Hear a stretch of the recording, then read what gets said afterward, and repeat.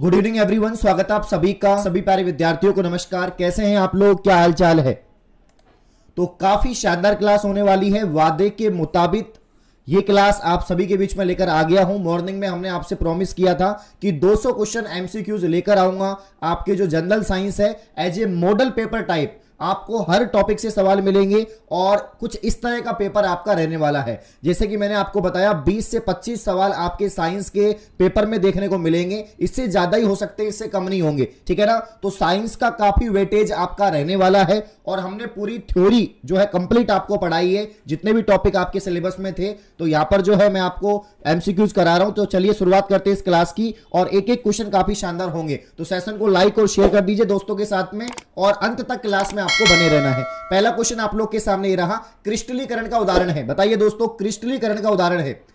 क्रिस्टलीकरण का उदाहरण है रासायनिक अभिक्रिया, भौतिक परिवर्तन, रासायनिक परिवर्तन या आपके जैविक अभिक्रिया। तो याद रखना, क्रिस्टलीकरण जो होता है वो आपका भौतिक परिवर्तन है। आप लोग जानते हैं भौतिक परिवर्तन की अगर हम बात करें, ये एक प्रकार का जो है अस्थायी परिवर्तन है और इसमें उत्पाद जो बनता है उससे वापस से आप जो है यहां पर अभिकारक प्राप्त कर सकते हैं, ठीक है ना। तो राइट आंसर ऑप्शन बी हो जाएगा। अगला सवाल, भौतिक परिवर्तन में क्या क्या बदलते हैं? इंपॉर्टेंट क्वेश्चन है, भौतिक परिवर्तन में क्या क्या बदलते हैं। तो सिलेबस के अकॉर्डिंग ही मैं आपको पढ़ाऊंगा। एक बार सेशन को लाइक एंड शेयर कर दीजिए, एक एक सवाल आपके एग्जाम में टपकेंगे। भौतिक परिवर्तन में क्या क्या बदलते हैं? आकार, आमाप, रंग, अवस्था, उपरोक्त सभी। तो याद रखना, देखो भौतिक परिवर्तन में क्या क्या परिवर्तन होता है। जैसे कि यहां पर आपके पास में बर्फ है, ठीक है ना। अगर आप बर्फ को गर्म करेंगे तो पिघल जाएगी, पिघल जाएगी तो जल बन जाएगा, फिर जल को वापस से टेंपरेचर पर हीट करेंगे तो ये वाष्प बन जाएगा। क्या बन जाएगा? वाष्प यानी वेपर बन जाएगा। तो ये जो परिवर्तन आपको दिख रहा है, ये परिवर्तन क्या है? तो यहां पर जो है आपके ठोस अवस्था थी, यहां पर आपके द्रव अवस्था है और यहां पर आपके गैस अवस्था है। तो एक प्रकार का जो है भौतिक परिवर्तन है। तो यहां पर जो उत्तर हो जाएगा डी हो जाएगा। तो यहां पर आप देख पा रहे हैं इसके आकार में परिवर्तन हो रहा है, आमाप में परिवर्तन हो रहा है, रंग और अवस्था तीनों में परिवर्तन हो रहा है। तो बहुत ही शानदार एग्जांपल मैंने आपको बताया है। बर्फ से जल बनना, जल से वाष्प बनना, यहां पर ठोस से द्रव बनेगा, द्रव से गैस बनेगा। तो यहां पर ऑप्शन डी हो जाएगा। नेक्स्ट क्वेश्चन, उच्च वायु में ऑक्सीजन कितने प्रतिशत होता है? ठीक है ना, बताइए आप लोग। जो उच्च वायु होती है उसमें ऑक्सीजन कितना परसेंट होता है? 21%, 4.4%, 16.4%, 0.04%। आप लोग जानते हैं, आप लोग जानते हैं उत्तर क्या होगा, ठीक है ना। लेकिन ज्यादातर विद्यार्थियों को यही पता है कि इसकी बात हम जब करते हैं तो यहां पर ऑक्सीजन जो होता है, जैसे नाइट्रोजन जो है आपका वायुमंडल में जो नाइट्रोजन है वो 78% होता है और ऑक्सीजन की अगर हम बात करें वो आपका 21% होता है। ये हम लोग जानते हैं। लेकिन यहां पर 21 नहीं आएगा, यहां पर आएगा 16.4%। क्यों? यहां पर पूछा है उच्च वायु। तो यहां पर जो उच्च वायु है इसमें ऑक्सीजन कितना परसेंट है? तो 16.4% होगा। याद रखना 16.4% होगा। इस बात को आप लोग यहां पर याद रखेंगे। नेक्स्ट क्वेश्चन आप लोग के सामने ये रहा, निम्न में से कौन सा रासायनिक परिवर्तन है? निम्न में से कौन सा रासायनिक परिवर्तन है? आप लोग बताइए। लोहे को जंग लगना, भोजन को पकाना, ए और बी दोनों, इनमें से कोई नहीं। एकदम हलवा सवाल है, एग्जाम में छपेगा। निम्न में से कौन सा रासायनिक परिवर्तन है? यहां पर जो उत्तर हो जाएगा आपका ऑप्शन सी, यानी लोहे पर जंग लगना, यह भी रासायनिक परिवर्तन है और भोजन को पकाना यह भी रासायनिक परिवर्तन है। तो ऑप्शन सी हो जाएगा, याद रखना। अगला सवाल, परिवर्तन किस कारक पर निर्भर करता है? इंपॉर्टेंट क्वेश्चन है कि जो परिवर्तन होते हैं, जो भौतिक परिवर्तन है, जो रासायनिक परिवर्तन है, ये किस कारक पर निर्भर करते हैं? क्या अवस्था में परिवर्तन पर निर्भर करते हैं, रचना में परिवर्तन पर निर्भर करते हैं या रंग में परिवर्तन? बताइए दोस्तों, आंसर क्या होगा? उत्तर हो जाएगा उपरोक्त सभी। क्या हो जाएगा? उपरोक्त सभी हो जाएगा, ऑप्शन डी। देखो, परिवर्तन का मतलब है किसी भी पदार्थ की अवस्था में परिवर्तन, उसकी रचना में परिवर्तन, उसके रंग में परिवर्तन। याद रखना ऑप्शन डी होगा उत्तर। अगला सवाल, निम्न में से कौन सा रासायनिक परिवर्तन नहीं है? आपको बताना है। रासायनिक परिवर्तन नहीं है। दूध से दही बनना, कागज का गीला होना, कागज का जलना या कागज का गलना या सड़ना। बहुत इंपॉर्टेंट क्वेश्चन है, कंफ्यूजन ही कंफ्यूजन है, सॉल्यूशन का पता नहीं। लेकिन हम बताएंगे इसका सॉल्यूशन क्या होगा। तो रासायनिक परिवर्तन नहीं है, पूछा है कि रासायनिक परिवर्तन नहीं है। तो ऑप्शन अगर हम बात करें क्वेश्चन नंबर 6 में, कागज का गीला होना, कागज के गीले होने पर वो सूख जाएगा वापस से और वापस से कागज प्राप्त हो जाएगा। तो इसमें रासायनिक परिवर्तन नहीं है, ये एक भौतिक परिवर्तन है, ठीक है ना। याद रखना। लोहे पर जंग लगने के लिए क्या आवश्यक है? इंपॉर्टेंट क्वेश्चन है, वेरी मोस्ट क्वेश्चन है। तो यहां पर जो आपका सिलेबस का पहला ही चैप्टर है उससे मैं क्वेश्चन करवा रहा हूं। तो प्रत्येक चैप्टर से क्वेश्चन करवाऊंगा, इसलिए सेशन को लाइक कर लो। लोहे पर जंग लगने के लिए क्या आवश्यक है? गर्मी, ऑक्सीजन, नमी। देखो याद रखना, हमेशा याद रखना, जब भी लोहे पर जंग लगेगी, मान लीजिए आपके पास एक लोहा है Fe2O3, इसकी क्रिया आप O2 से करवाएंगे, CO2 से करवाएंगे, मतलब कि O2 से करवाएंगे और यहां पर जल से करवाएंगे, तो नमी और ऑक्सीजन की उपस्थिति में, नमी और ऑक्सीजन की उपस्थिति में क्या हो जाता है? लोहे पर जंग लग जाती है। तो आंसर होगा ऑप्शन डी, आंसर होगा ऑप्शन डी, याद रखना, आंसर ऑप्शन डी होगा, नमी और ऑक्सीजन की उपस्थिति में जंग लग जाती है, याद रखना। अगला सवाल, स्टेनलेस स्टील बनाने के लिए लोहे में क्या मिलाए जाते हैं? स्टेनलेस स्टील बनाने में लोहे में क्या मिलाए जाते हैं? स्टेनलेस स्टील जो है आपका, ये एक प्रकार का मिश्र धातु है, ये एक प्रकार का आपका क्या है? एलॉय है, एक प्रकार का एलॉय है, एक प्रकार का मिश्र धातु है। यहां पर जो उत्तर है वो क्या होगा बताइए। सेशन को लाइक शेयर करते रहिए, 200 प्लस विद्यार्थी होने चाहिए, क्योंकि रामबाण क्लास है। अगर आप लोग चाहते हैं कि 1-2 क्लास और ऐसी लगाऊं तो भैया आप समर्थन करो क्लास को। सवाल नंबर 8 की बात करें, उपरोक्त सभी, ऑप्शन डी हो जाएगा। क्रोमियम हो जाएगा, कार्बन हो जाएगा, निकल व मैग्नीज हो जाएगा, याद रखना। तो स्टेनलेस स्टील बनाने के लिए लोहे में क्या मिलाया जाता है? उपरोक्त सभी मिलाए जाते हैं, क्रोमियम भी मिलाया जाता है, कार्बन भी मिलाया जाता है, निकल भी मिलाया जाता है, मैग्नीज भी मिलाया जाता है, याद रखना आप लोग। अगला सवाल, रासायनिक परिवर्तन का सही पहचान करो कि इन चारों ऑप्शन में से कौन सा रासायनिक परिवर्तन है, बताइए दोस्तों क्या होगा उत्तर। याद रखना आप लोग, उत्तर हो जाएगा रासायनिक परिवर्तन। मैंने आपको बहुत बार पढ़ाया है, एक प्रकार का स्थायी परिवर्तन है, स्थायी परिवर्तन है, और इसमें एक नया पदार्थ बनता है, इसमें एक नया पदार्थ बनता है, नए पदार्थ की उत्पत्ति होती है, ऑप्शन डी हो जाएगा। अगला सवाल, समुद्री जल के साथ साधारण नमक किस विधि द्वारा प्राप्त किया जाता है? इंपॉर्टेंट क्वेश्चन है, लगा लो, एग्जाम में पूछा जाएगा। आपके सिलेबस में जो महत्वपूर्ण यौगिक हैं, है ना, आपके सिलेबस में महत्वपूर्ण यौगिक हैं, इंपॉर्टेंट कंपाउंड्स हैं, इंपॉर्टेंट कंपाउंड्स हैं, तो वहां से ये सवाल बन सकता है, ध्यान रखना, ठीक है ना। समुद्री जल से साधारण नमक यानी NaCl किस विधि के द्वारा प्राप्त किया जाता है? तो याद रखना 10 का उत्तर हो जाएगा वाष्पन के द्वारा। जो वेपराइजेशन या जो वाष्पन विधि है, इसके द्वारा समुद्र से नमक प्राप्त किया जाता है। वेरी गुड दोस्तों, वेरी गुड, बहुत अच्छे आंसर आ रहे हैं। लोहे को जंग लगने के लिए कौन सी ऋतु उपयुक्त है? तो मैंने आपको बताया, लोहे में जंग लगने के लिए क्या चाहिए? नमी चाहिए, नमी चाहिए, और नमी के लिए यहां पर जो है वर्षा ऋतु चाहिए। कौन सी ऋतु चाहिए? वर्षा ऋतु। तो 11 का उत्तर हो जाएगा ऑप्शन ए, याद रखना। निम्नलिखित में से कौन सा भौतिक परिवर्तन है? बताइए दोस्तों, 12 का उत्तर क्या होगा? प्रत्येक टॉपिक से सवाल है, सभी टॉपिक से सवाल बनेंगे, एक एक क्वेश्चन आपके एग्जाम में छपेंगे। जल्दी से विद्यार्थियों की संख्या 100 प्लस हो जानी चाहिए, अगर आप लोग चाहते हैं आगे भी ऐसी मैराथन मिले एग्जाम से पहले। 11 तारीख को आपका एग्जाम है, 5 तारीख को है, 4 तारीख को है, प्रत्येक शिफ्ट के लिए मैं आपको पढ़ाऊंगा, बस आप लोग सपोर्ट करें। 12 का जो उत्तर है वो हो जाएगा आयरन का ताप। क्या हो जाएगा? आयरन का ताप। आयरन मतलब लोहा। तो निम्नलिखित में से कौन सा भौतिक परिवर्तन है? आयरन का ताप होना, ठीक है ना, या गर्म होना। नेक्स्ट क्वेश्चन, लोहे की चादर पर जिंक की परत, ये सवाल इंपॉर्टेंट है, ये सवाल इंपॉर्टेंट है कि लोहे की चादर पर अगर आप जिंक की परत चढ़ा दो तो क्या कहलाता है? बताइए। धातु मिश्रण, गैल्वेनीकरण, क्रिस्टलीकरण, उदासीनीकरण, ये एग्जाम में पूछा जाएगा। इस टाइप के सवाल बनेंगे। राहुल चौधरी वेरी गुड, बहुत बढ़िया। डिंपल जी, अन्नू जी, पूजा जी, जाट, शक्ति, भावना, जगदीश, मन्नू, बहुत बढ़िया दोस्तों, बहुत बढ़िया। देखो मैंने आपको काफी बार बताया है कि लोहे को जंग से बचाना है, लोहे को जंग से बचाना है तो भाई जिंक की परत चढ़ानी पड़ेगी, और जिंक की परत चढ़ाना मतलब गैल्वेनीकरण, इसी को कहते हैं जस्तीकरण। क्या कहते हैं? इसी को जस्तीकरण कहते हैं, इस बात को याद रखना। अगला सवाल, नेक्स्ट क्वेश्चन, निम्न में से किसके क्रिस्टल प्राप्त नहीं किए जा सकते? रवा का मतलब होता है बिल्कुल बारीक चीज, कोई भी बारीक मिश्रण, बिल्कुल छोटे छोटे मिश्रण होता है रवा। तो यहां पर जो है क्रिस्टल प्राप्त नहीं किए जा सकते, सोडियम क्लोराइड के, कार्बन के, कॉपर सल्फेट के, आयरन सल्फेट के। बताइए उत्तर क्या होगा? तो 14 का जो उत्तर है वो हो जाएगा आपका ऑप्शन बी, कार्बन का। कार्बन के प्राप्त नहीं किए जा सकते भाई, कार्बन के प्राप्त नहीं किए जा सकते, याद रखना। आयरन सल्फेट का रंग कैसा होता है? इस टाइप के सवाल भी बनेंगे दोस्तों, इस टाइप के सवाल भी बनेंगे। आयरन सल्फेट का रंग कैसा होता है? हरा होता है, नीला होता है, काला होता है, रंगहीन होता है, ठीक है ना। बहुत शानदार आप लोग आंसर कर रहे हैं, सभी विद्यार्थी बिल्कुल तेजी से आंसर कर रहे हैं, और मैं भी यही चाहता हूं, ठीक है ना, मैं भी यही चाहता हूं। ये आखिरी बार है दोस्तों। आयरन सल्फेट का रंग कैसा होता है? 15 का उत्तर क्या हो जाएगा? ऑप्शन ए हो जाएगा, हरा। क्या हो जाएगा? ऑप्शन ए हो जाएगा, हरा, ठीक है ना। तो आयरन सल्फेट का रंग कैसा होता है? हरा। देखो, यूं नहीं मिलती मंजिल राही को, जुनून सा दिल में जगाना पड़ता है, पूछा चिड़िया से कैसे बनता है आसिया, बोली तिनका तिनका उठाना पड़ता है। ये एक एक क्लास आपके लिए रामबाण साबित हो सकती है, पता नहीं कौन सी क्लास से सारे क्वेश्चन टपक जाएं, ठीक है ना। तो समुद्री जहाजों पर जल्दी जंग लगता है, इसका कारण क्या है? समुद्री जहाजों पर जंग जल्दी लगता है, इसका कारण क्या है? और 16 का जो उत्तर है वो हो जाएगा ऑप्शन डी। क्या हो जाएगा? Option D. उनमें प्रयुक्त लोहा अच्छी गुणवत्ता का नहीं होता, हर समय पानी में डूबे रहते हैं, समुद्री जल लवणीय होता है, इसमें जल्दी लगती है। सिर्फ बी और सी कारण है, सिर्फ बी और सी कारण है, ए कारण नहीं है। तो याद रखना ऑप्शन डी हो जाएगा, इसमें आंसर ऑप्शन डी हो जाएगा, याद रखना। नेक्स्ट क्वेश्चन, अवायवीय श्वसन में लैक्टिक अम्ल का निर्माण। देखो वैसे तो आपका जो है लैक्टिक अम्ल जैसे आपके ग्लाइकोलाइसिस प्रोसेस भी है, क्रेब्स चक्कर कुछ टॉपिक हैं इसके अंदर, तो अवायवीय श्वसन आपके पर्यावरण से भी संबंधित है। तो बताओ इसका उत्तर क्या होगा, तो आपके सिलेबस का ही क्वेश्चन है। अवायवीय श्वसन में लैक्टिक अम्ल का निर्माण होता है जंतुओं की मांसपेशियों में, जंतुओं की सभी कोशिकाओं में, पौधों में, उपरोक्त सभी में। क्वेश्चन नंबर 17 का आप लोग उत्तर बताइए और इसका आंसर हो जाएगा दोस्तों कि जंतुओं की सभी कोशिकाओं में, जंतुओं की सभी कोशिकाओं में लैक्टिक अम्ल का निर्माण होता है। और जहां पर लैक्टिक अम्ल आए वहां पर याद रखना दूध या दही होगा आंसर, वहां पर दूध या दही आंसर होगा, आप लोग जानते हैं। नेक्स्ट क्वेश्चन, समुद्र के पानी की वाष्पीकरण द्वारा नमक प्राप्त करने की जो प्रक्रिया है वो किस रूप में जानी जाती है? इंपॉर्टेंट क्वेश्चन है, अभी बताया मैंने आपको। समुद्र से पानी की वाष्पीकरण जो प्रक्रिया है वो नमक प्राप्त करने की प्रक्रिया को किस रूप में जानते हैं? याद रखना इसका उत्तर हो जाएगा क्रिस्टलीकरण। क्या बोलेंगे इसको? क्रिस्टलीकरण बोलेंगे।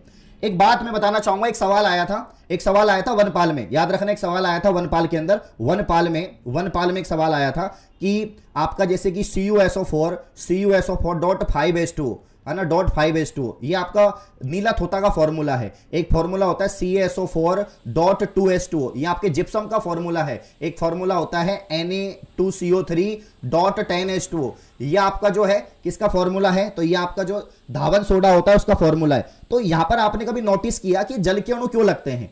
आपने कभी ये चीज नोटिस करी है जल के अणु क्यों लगते हैं? ये 5H2O, 2H2O या ये 10H2O ये आपने नोटिस किया क्यों लगते हैं? इसका मतलब होता है दोस्तों क्रिस्टलन जल। क्या होता है? क्रिस्टलन जल कहते हैं इसको क्रिस्टलन जल कहते हैं, याद रखना। तो इसको क्रिस्टलन जल कहते हैं, इसलिए इसका आंसर क्या हो जाएगा? क्रिस्टलीकरण हो जाएगा। तो कभी भी आपसे पूछे तो बता देना। नेक्स्ट क्वेश्चन, क्वेश्चन नंबर 19 का आंसर बताओ जल्दी से, 19 का। वेरी गुड, बहुत बढ़िया छागे दोस्तों आप लोग तो। हैप्पी श्याम तंवर जी बहुत बढ़िया, बहुत अच्छे आंसर आ रहे हैं। निम्नलिखित में से कौन सी गैर धातु बिजली की खराब चालक नहीं है?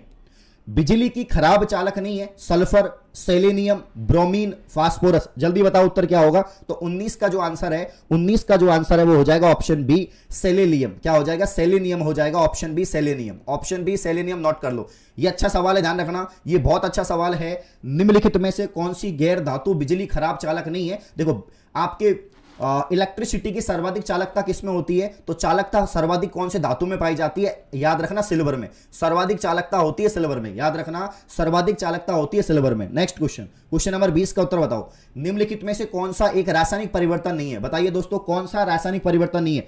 विद्यार्थियों की संख्या बढ़नी चाहिए, एक एक विद्यार्थी के लिए बहुत महत्वपूर्ण क्लास है। हर टॉपिक से क्वेश्चन है, 200 क्वेश्चन है टोटल 200 क्वेश्चन है और मात्र 60 मिनट में, 60 मिनट से पहले आपके सामने सारे क्वेश्चन डिलीवर कर दूंगा, टेंशन मत करो। तो सवाल नंबर 20 का उत्तर है ऑप्शन डी, समुद्री जल से टेबल नमक का क्रिस्टलीकरण। इंपॉर्टेंट क्वेश्चन है ये कि निम्नलिखित में से कौन सा एक रासायनिक परिवर्तन नहीं है? तो समुद्री जल से टेबल नमक का क्रिस्टलीकरण ये भौतिक परिवर्तन है। क्रिस्टलीकरण एक भौतिक परिवर्तन होता है, याद रखना। अगला सवाल, ऑक्सीकरण एक ऐसी अभिक्रिया है जिस, देखो भाई आपके सिलेबस में ऑक्सीकरण अभिक्रिया है, आपके सिलेबस में ऑक्सीकरण अभिक्रिया है, तो यहां से सवाल बनेंगे। देखो इलेक्ट्रॉन का त्याग होता है, बिल्कुल ठीक बात है। ऑक्सीजन का संयोग होता है, बिल्कुल ठीक बात है। विद्युत धनात्मक समूह के अनुपात में वृद्धि होती है, बिल्कुल ठीक बात है। इसमें डी आंसर हो जाएगा भाई, क्या हो जाएगा? इसमें डी आंसर हो जाएगा, नोट कर लो। 21 में डी हो जाएगा, नोट कर लो। मैं पढ़ा रखा हूं आपको, 21 में डी हो जाएगा। नेक्स्ट, अवकरण। अवकरण का मतलब होता है अपचयन। क्या होता है? अपचयन, याद रखना इसको। अवकरण का मतलब होता है अपचयन, रिडक्शन। अंग्रेजी में क्या बोलते हैं इसको? रिडक्शन बोलते हैं। तो बताइए उत्तर क्या होगा? अवकरण एक ऐसी अभिक्रिया है जिसमें क्या होता है, तो अवकरण में क्या होता है जल्दी से बताओ आप लोग। 22 का उत्तर क्या हो जाएगा? तो 22 का जो उत्तर है, 22 का उत्तर सिर्फ एक डी सही है ओनली, कि इलेक्ट्रॉन ग्रहण करते हैं। अपचयन अभिक्रिया में इलेक्ट्रॉन को ग्रहण किया जाता है, अपचयन अभिक्रिया में इलेक्ट्रॉन को ग्रहण किया जाता है, याद रखना। ऑक्सीकरण में त्यागा जाता है, अपचयन में ग्रहण किया जाता है। विद्युत धनात्मक तत्वों से संयोग करने की क्रिया को क्या कहते हैं? इंपॉर्टेंट क्वेश्चन है, बताइए। विद्युत धनात्मक तत्वों से संयोग करने की क्रिया को क्या कहते हैं? 23 का उत्तर क्या हो जाएगा? तो यहां पर अपचयन हो जाएगा। क्या हो जाएगा? अपचयन। तो अपचयन में क्या होता है, जो आपके धनात्मक तत्व हैं उनसे संयोग किया जाता है, धनात्मक तत्वों से संयोग किया जाता है अपचयन में, याद रखना। नेक्स्ट क्वेश्चन, ऑक्सीकरण अभिक्रिया में विद्युत ऋणात्मक तत्व समूह के अनुपात में क्या होता है? कमी होती है, वृद्धि होती है, क्या होती है दोस्तों? बहुत बढ़िया, बहुत बढ़िया। ये क्लास रामबाण साबित होगी। भावेश बिल्कुल सही कह रहे हैं आप, बिल्कुल सही कह रहे हैं, बिल्कुल। एक एक क्वेश्चन बहुत इंपॉर्टेंट है, बहुत मेहनत से बनाए हैं। 24 का उत्तर क्या हो जाएगा? बी, वृद्धि होती है, याद रखना। क्या होती है? वृद्धि। तो ऑक्सीकरण अभिक्रिया में विद्युत ऋणात्मक तत्व की क्या होती है? वृद्धि होती है। नेक्स्ट, ऑक्सीकरण अपचयन अभिक्रिया में क्या होगा? ऑक्सीकरण अपचयन अभिक्रिया में क्या होगा, जल्दी बताओ। इस पहली बात तो जो एक ऐसी अभिक्रिया जिसमें ऑक्सीकरण भी हो अपचयन भी हो, इसको रेडॉक्स अभिक्रिया कहते हैं। इसको रेडॉक्स अभिक्रिया कहते हैं, याद रखना। ऐसी अभिक्रिया जिसमें ऑक्सीकरण भी हो अपचयन भी हो। 25 का उत्तर हो जाएगा ऑप्शन बी, परमाणु के संयोजी इलेक्ट्रॉन भाग लेते हैं। परमाणु के संयोजी इलेक्ट्रॉन भाग लेते हैं, only option B, only option B. अगला सवाल, किसी अभिक्रिया में ऑक्सीकरण का अवकरण, अवकरण मतलब होता है अपचयन, जल्दी बताओ क्या होगा।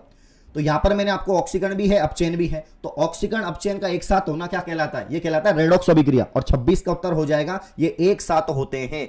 तो ऑक्सीकरण अपचयन का एक साथ होना रेडॉक्स कहलाता है। कमेंट में लिखो रेडॉक्स जल्दी से, अभी गीतांजलि, शक्ति जी, हैप्पी जी, जाट, जल्दी से लिखो रेडॉक्स, रेडॉक्स लिखो, रेडॉक्स लिखो जल्दी से, बहुत बढ़िया। नेक्स्ट क्वेश्चन, उत्प्रेरक भी आपके सिलेबस में है तो उत्प्रेरक से सवाल बनेंगे। उत्प्रेरक आपके सिलेबस में है, कैटालिस्ट से सवाल बनेंगे। उत्प्रेरक एक ऐसा पदार्थ है जो रासायनिक अभिक्रिया के वेग को क्या करता है? बहुत इंपॉर्टेंट और हलवा सवाल है, एकदम हलवा है, एकदम आसान है। बताइए उत्तर क्या होगा, बताइए उत्तर क्या होगा दोस्तों। वह पदार्थ जो स्वयं अपरिवर्तित रहते हुए, परिभाषा सुनना दोस्तों, वह पदार्थ जो स्वयं अपरिवर्तित रहते हुए, वह पदार्थ जो स्वयं अपरिवर्तित रहते हुए रासायनिक अभिक्रिया के वेग को परिवर्तित कर देते हैं, तो वो क्या कहलाते हैं? वो कहलाते हैं आपके उत्प्रेरक। तो रासायनिक अभिक्रिया के वेग को क्या कर देते हैं? परिवर्तित कर देते हैं। तो ऑप्शन सी सही उत्तर हो जाएगा, ऑप्शन सी सही उत्तर हो जाएगा, याद रखना। उत्प्रेरक जो है रासायनिक अभिक्रिया के वेग को परिवर्तित करते हैं, याद रखना। नेक्स्ट क्वेश्चन, जब अभिकारक और उत्प्रेरक, जब अभिकारक उत्प्रेरक दोनों ही भौतिक अवस्थाएं समान होती हैं तो उसे क्या कहते हैं? देखो उत्प्रेरक के भी काफी प्रकार होते हैं, सममांगी उत्प्रेरक, विषमांगी उत्प्रेरक, जैव उत्प्रेरक, है ना। तो यहां पर समांग उत्प्रेरक हो जाएगा, क्योंकि इसमें क्या हो रहा है, अभिकारक और उत्पाद दोनों की अवस्थाएं क्या है? समान है। तो समान अवस्थाओं का मतलब है कि यहां पर उत्प्रेरक सममांगी होगा। क्या होगा? सममांगी होगा, याद रखना, ठीक है ना। दोस्तों मैं आपको क्या बताऊं कि मुझे फीवर हो रहा है अभी, फिर भी मैं आपको पढ़ा रहा हूं। ये बहुत मेहनत से क्लास बनाइए, इसको सपोर्ट करें आप लोग, ठीक है ना। मैं आपके सामने बैठा हूं, मैं बता रहा हूं कि मुझे अभी भी फीवर है और फिर भी मैं आपको पढ़ा रहा हूं सिर्फ आपके लिए, क्योंकि 2 दिन बाद आपकी एग्जाम है। तो भैया जोश बिल्कुल हो जाना चाहिए। 200 क्वेश्चन का भंडारा है, इसमें से काफी क्वेश्चन एग्जाम में मिलेंगे, तो 100 से संख्या कम नहीं होनी चाहिए। ऋणात्मक उत्प्रेरक नेगेटिव कैटालिस्ट है, तो 29 का जो उत्तर हो जाएगा वो हो जाएगा ऑप्शन ए। ऋणात्मक उत्प्रेरक नेगेटिव कैटालिस्ट है, अभिक्रिया के वेग को कम करता है। क्या करता है? अभिक्रिया के वेग को कम करता है। नेक्स्ट क्वेश्चन, यदि किसी क्रिया में उत्पाद उत्प्रेरक का क्या करे? काम करे, तो उसे क्या कहते हैं? यदि किसी क्रिया में उत्पाद जो है उत्प्रेरक का काम करे, स्वयं उत्पाद यानी प्रोडक्ट एक कैटालिस्ट का काम करे, तो उसे स्वयं उत्प्रेरक कहते हैं। क्या कहते हैं? उसे स्वयं उत्प्रेरक या उसे स्वयं उत्प्रेरक कहते हैं। नोट कर लीजिएगा कि उसे स्वयं उत्प्रेरक या स्वयं उत्प्रेरक कहते हैं, याद रखना। नेक्स्ट क्वेश्चन आपके सामने ये रहा, तेलों के हाइड्रोजनीकरण में प्रयुक्त उत्प्रेरक है। इंपॉर्टेंट लगा लो इसको, इस सवाल को इंपॉर्टेंट लगा लो, बताओ उत्तर क्या होगा। अनीता जी बहुत अच्छे आंसर आ रहे हैं, लोकेश के, अभी के, अन्नू के, क्या बात है, छागे दोस्तों, संगीता बहुत बढ़िया बहुत बढ़िया।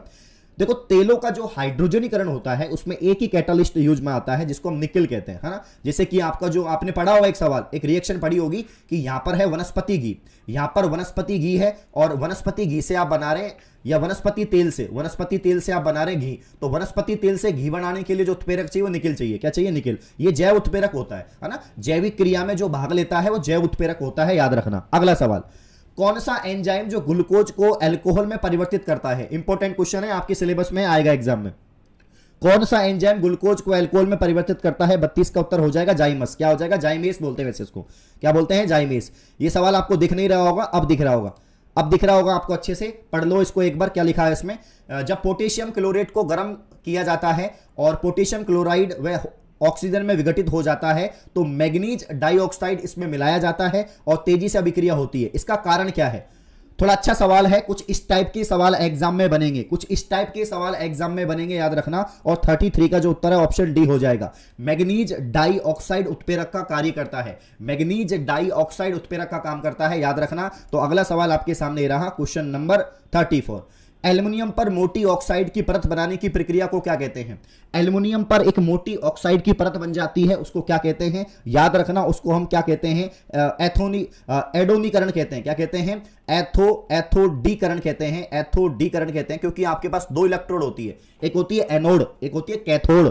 तो एनोड जो है उसको एथोडीकरण कहते हैं या एनोडीकरण कहते हैं, याद रखना। तो ऑप्शन ए हो जाएगा। क्या हो जाएगा? Option A. देखो कम से कम 200 विद्यार्थियों की संख्या होनी चाहिए। सेशन को लाइक करो क्योंकि 200 क्वेश्चन है, 200 क्वेश्चन है। अधातु होते हुए भी चमकीला होता है।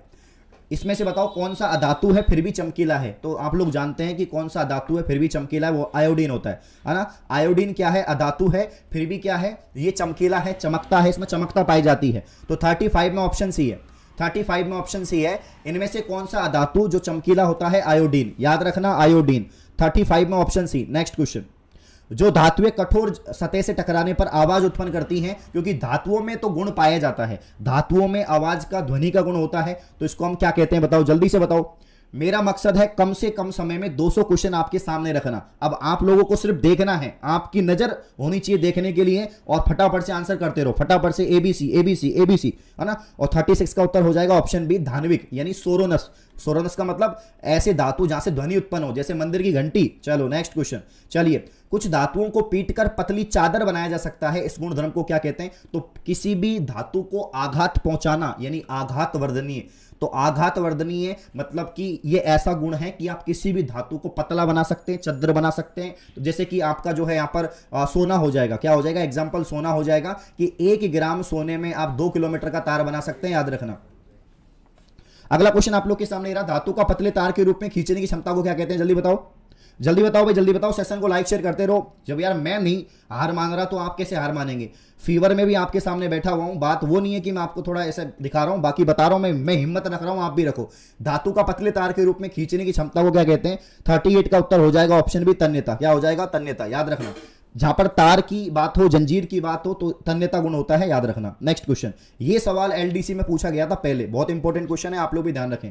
एक्वारेजिया यानी अम्लराज, इसको क्या कहते हैं, अम्लराज कहते हैं, याद रखना, इसको कहते हैं अम्लराज, ठीक है ना।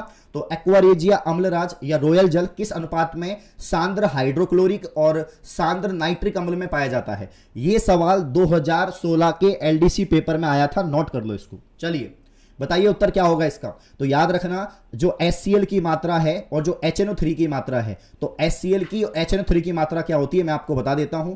HNO3 की मात्रा होती है 1, क्या होती है 1, है ना। और HCl की मात्रा होती है 3, क्या होती है 3। तो 1:3, आंसर क्या हो जाएगा, 1:3, ऑप्शन डी। क्या हो जाएगा आंसर, 1:3, ऑप्शन डी। 39 में ऑप्शन, हाँ इसको थोड़ा उल्टा लिख दो आप, है ना, उल्टा लिख दो, मतलब 3:1 हो जाएगा, 3:1 हो जाएगा ऑप्शन, सॉरी 1 मिनट, उल्टा लिख दो इसको, क्या हो जाएगा 3:1, है ना। तो यहां पर ये बस याद रखना आप कि 3 मॉलिक्यूल तो होते हैं HCl के, 3 मॉलिक्यूल होते हैं HCl के और 1 होता है HNO3 का, ये याद रखना। तो पहले यहां पर क्वेश्चन में क्या पूछा है, हाइड्रोक्लोरिक अम्ल। तो HCl का तो 3 मॉलिक्यूल होते हैं, HCl के 3 मॉलिक्यूल होते हैं, जबकि HNO3 नाइट्रिक अम्ल का 1 होता है। तो 3:1, 3:1, नोट कर लो। अगला सवाल, अभिक्रियाशीलता के क्रम को बताओ। देखो ये भी आपके सिलेबस में है, यहां से सवाल बन सकता है। जो रिएक्टिविटी है, जो अभिक्रियाशीलता है, देखो कनक मांगे Ag, फिर लेड है, कॉपर है, सिल्वर, गोल्ड। एक ट्रिक होती है जो मैंने आपको शायद पढ़ाई होगी, नहीं पढ़ाई तो देख लेना। कनक मांगे Ag, फिर लेड है, कॉपर, सिल्वर, गोल्ड। तो कनक का मतलब यहां पर जो है आपका क्या हो जाएगा, तो पोटेशियम है, उसके बाद में सोडियम है, कैल्शियम है, तो यहां से स्टार्ट होगा। तो यहां पर देखना आप लोग, उत्तर क्या हो जाएगा 40 का, ऑप्शन सी हो जाएगा। पहले मैग्नीशियम आएगा, फिर एल्युमिनियम, फिर जिंक, फिर आयरन, तो ऑप्शन सी होगा। क्या होगा, ऑप्शन सी। नेक्स्ट, लोहा और इस्पात को जंग से सुरक्षित रखने के लिए उन पर किस धातु की पतली परत चढ़ाई जाती है। इंपॉर्टेंट क्वेश्चन है, बहुत इंपॉर्टेंट सवाल है, बहुत इंपॉर्टेंट सवाल है। एक एक क्वेश्चन आपके एग्जाम में छपेगा, ठीक है ना। निगाहों में मंजिल थी, गिरे और गिरकर संभलते रहे, हवाओं ने बड़ी कोशिश की मगर चिराग आंधियों में भी जलते रहे। ये आपकी जो कोशिश है रंग लाएगी दोस्तों। 4 तारीख को याद रखना, लोहा इस्पात को जंग से सुरक्षित रखने के लिए किस धातु की पतली परत चढ़ाई जाती है, याद रखना। 41 का उत्तर है जिंक। क्या हो जाएगा, जिंक। तो भैया अगर आप जंग से बचाएगा तो यहां पर याद रखना धातुओं की प्रकृति होती है। 42 का आंसर हो जाएगा ऑप्शन ए, विद्युत धनात्मक, पॉजिटिव हो जाएगा ऑप्शन ए, याद रखना। नेक्स्ट क्वेश्चन, किसी तत्व के गुणधर्म या 2 या 2 से अधिक विभिन्न रूपों में प्रस्तुतिकरण तत्व क्या कहलाते हैं। तो 43 का जो उत्तर है वो हो जाएगा अपरूपता। क्या हो जाएगा, अपरूपता। किसी तत्व के गुणधर्म या 2 या 2 से अधिक विभिन्न रूपों में प्रस्तुतिकरण तत्व क्या कहलाता है, अपरूपता। नेक्स्ट क्वेश्चन, लोहे के निष्कर्षण में चूना पत्थर कैल्शियम सिलिकेट एक यौगिक बनाता है, इस यौगिक को क्या कहते हैं, जल्दी से बताइए।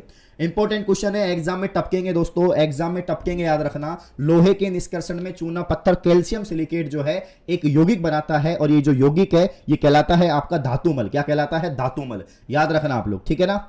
व्यवसायिक स्तर पर एल्युमिनियम धातु का निष्कर्षण किस अयस्क से किया जाता है। तो यहां पर जो उत्तर है एल्युमिनियम का अयस्क होता है बॉक्साइट, याद रखना, बॉक्साइट, ठीक है ना। एल्युमिनियम का अयस्क क्या होता है, बॉक्साइट होता है, याद रखना, इंपॉर्टेंट है।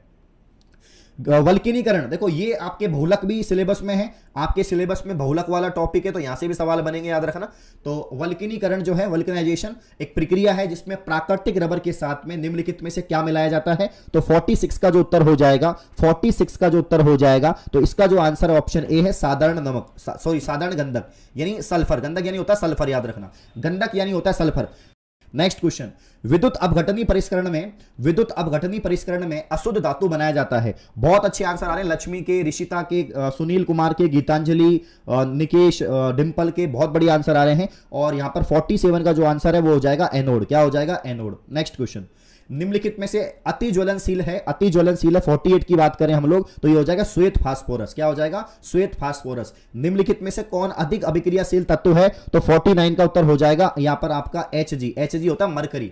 एकमात्र ऐसी धातु, देखो धातुओं से सवाल बन रहे हैं, सवाल ये आपके मेटल से सवाल बन रहे हैं, याद रखना, मेटल से सवाल बन रहे हैं। तो एकमात्र ऐसी धातु जो द्रव अवस्था में होती है, मतलब और भी धातु है लेकिन ये धातु आपकी कौन सी अवस्था में है? द्रव अवस्था में। नेक्स्ट क्वेश्चन, सोना निम्नलिखित में से किस द्रव में घुल जाता है? मैंने अभी बताया सोना को घोलने का काम करता है अम्लराज, और अम्लराज होता है एक्वारेजिया। क्या होता है? एक्वारेजिया। ये बहुत इंपॉर्टेंट क्वेश्चन है, याद रखना, इंपॉर्टेंट है, एग्जाम में बहुत बार पूछा गया है, एग्जाम में बहुत बार पूछा गया है कि सोना निम्नलिखित में से किस द्रव में घुल जाता है? अम्लराज में। अम्लराज को एक्वारेजिया कहते हैं, याद रखना। नेक्स्ट क्वेश्चन, फास्फोरस का आणविक सूत्र होता है, फास्फोरस का आणविक सूत्र होता है, तो फास्फोरस का आणविक सूत्र क्या होता है? P, P2, P8, P4। तो आपने क्या पढ़ा है? आपने पढ़ा होगा कि P होता है ओनली, है ना, यही पढ़ा है, P4 पढ़ा है, P4 पढ़ा होगा आपने, P4 पढ़ा है, P पढ़ा है, ओनली P पढ़ा होगा। क्या पढ़ा होगा? P, यानी P प्रतीक होता है इसका, ठीक है ना। चलो नेक्स्ट, साधारण गंधक 52 की आप लोग बात करें तो 52 साधारण गंधक या गंधक होता है सल्फर, किस आणविक रूप में होता है? तो गंधक की अगर हम बात करें इसका उत्तर हो जाएगा S4। सल्फर आपका S4 अवस्था में होता है, जबकि फास्फोरस ओनली P होता है। Very good, very good. अगला सवाल 53, किसी अधातु के परमाणु के बाह्यतम सेल में इलेक्ट्रॉनों की संख्या। वैसे इलेक्ट्रॉनिक विन्यास आपके सिलेबस में नहीं है, लेकिन आपके धातु अधातु सिलेबस में है, और आपका जो है कार्बन वाला टॉपिक भी सिलेबस में है, तो वहां से सवाल बन सकते हैं। तो 53 का जो उत्तर है वो हो जाएगा आपका 4, 5, 6, 7, 8।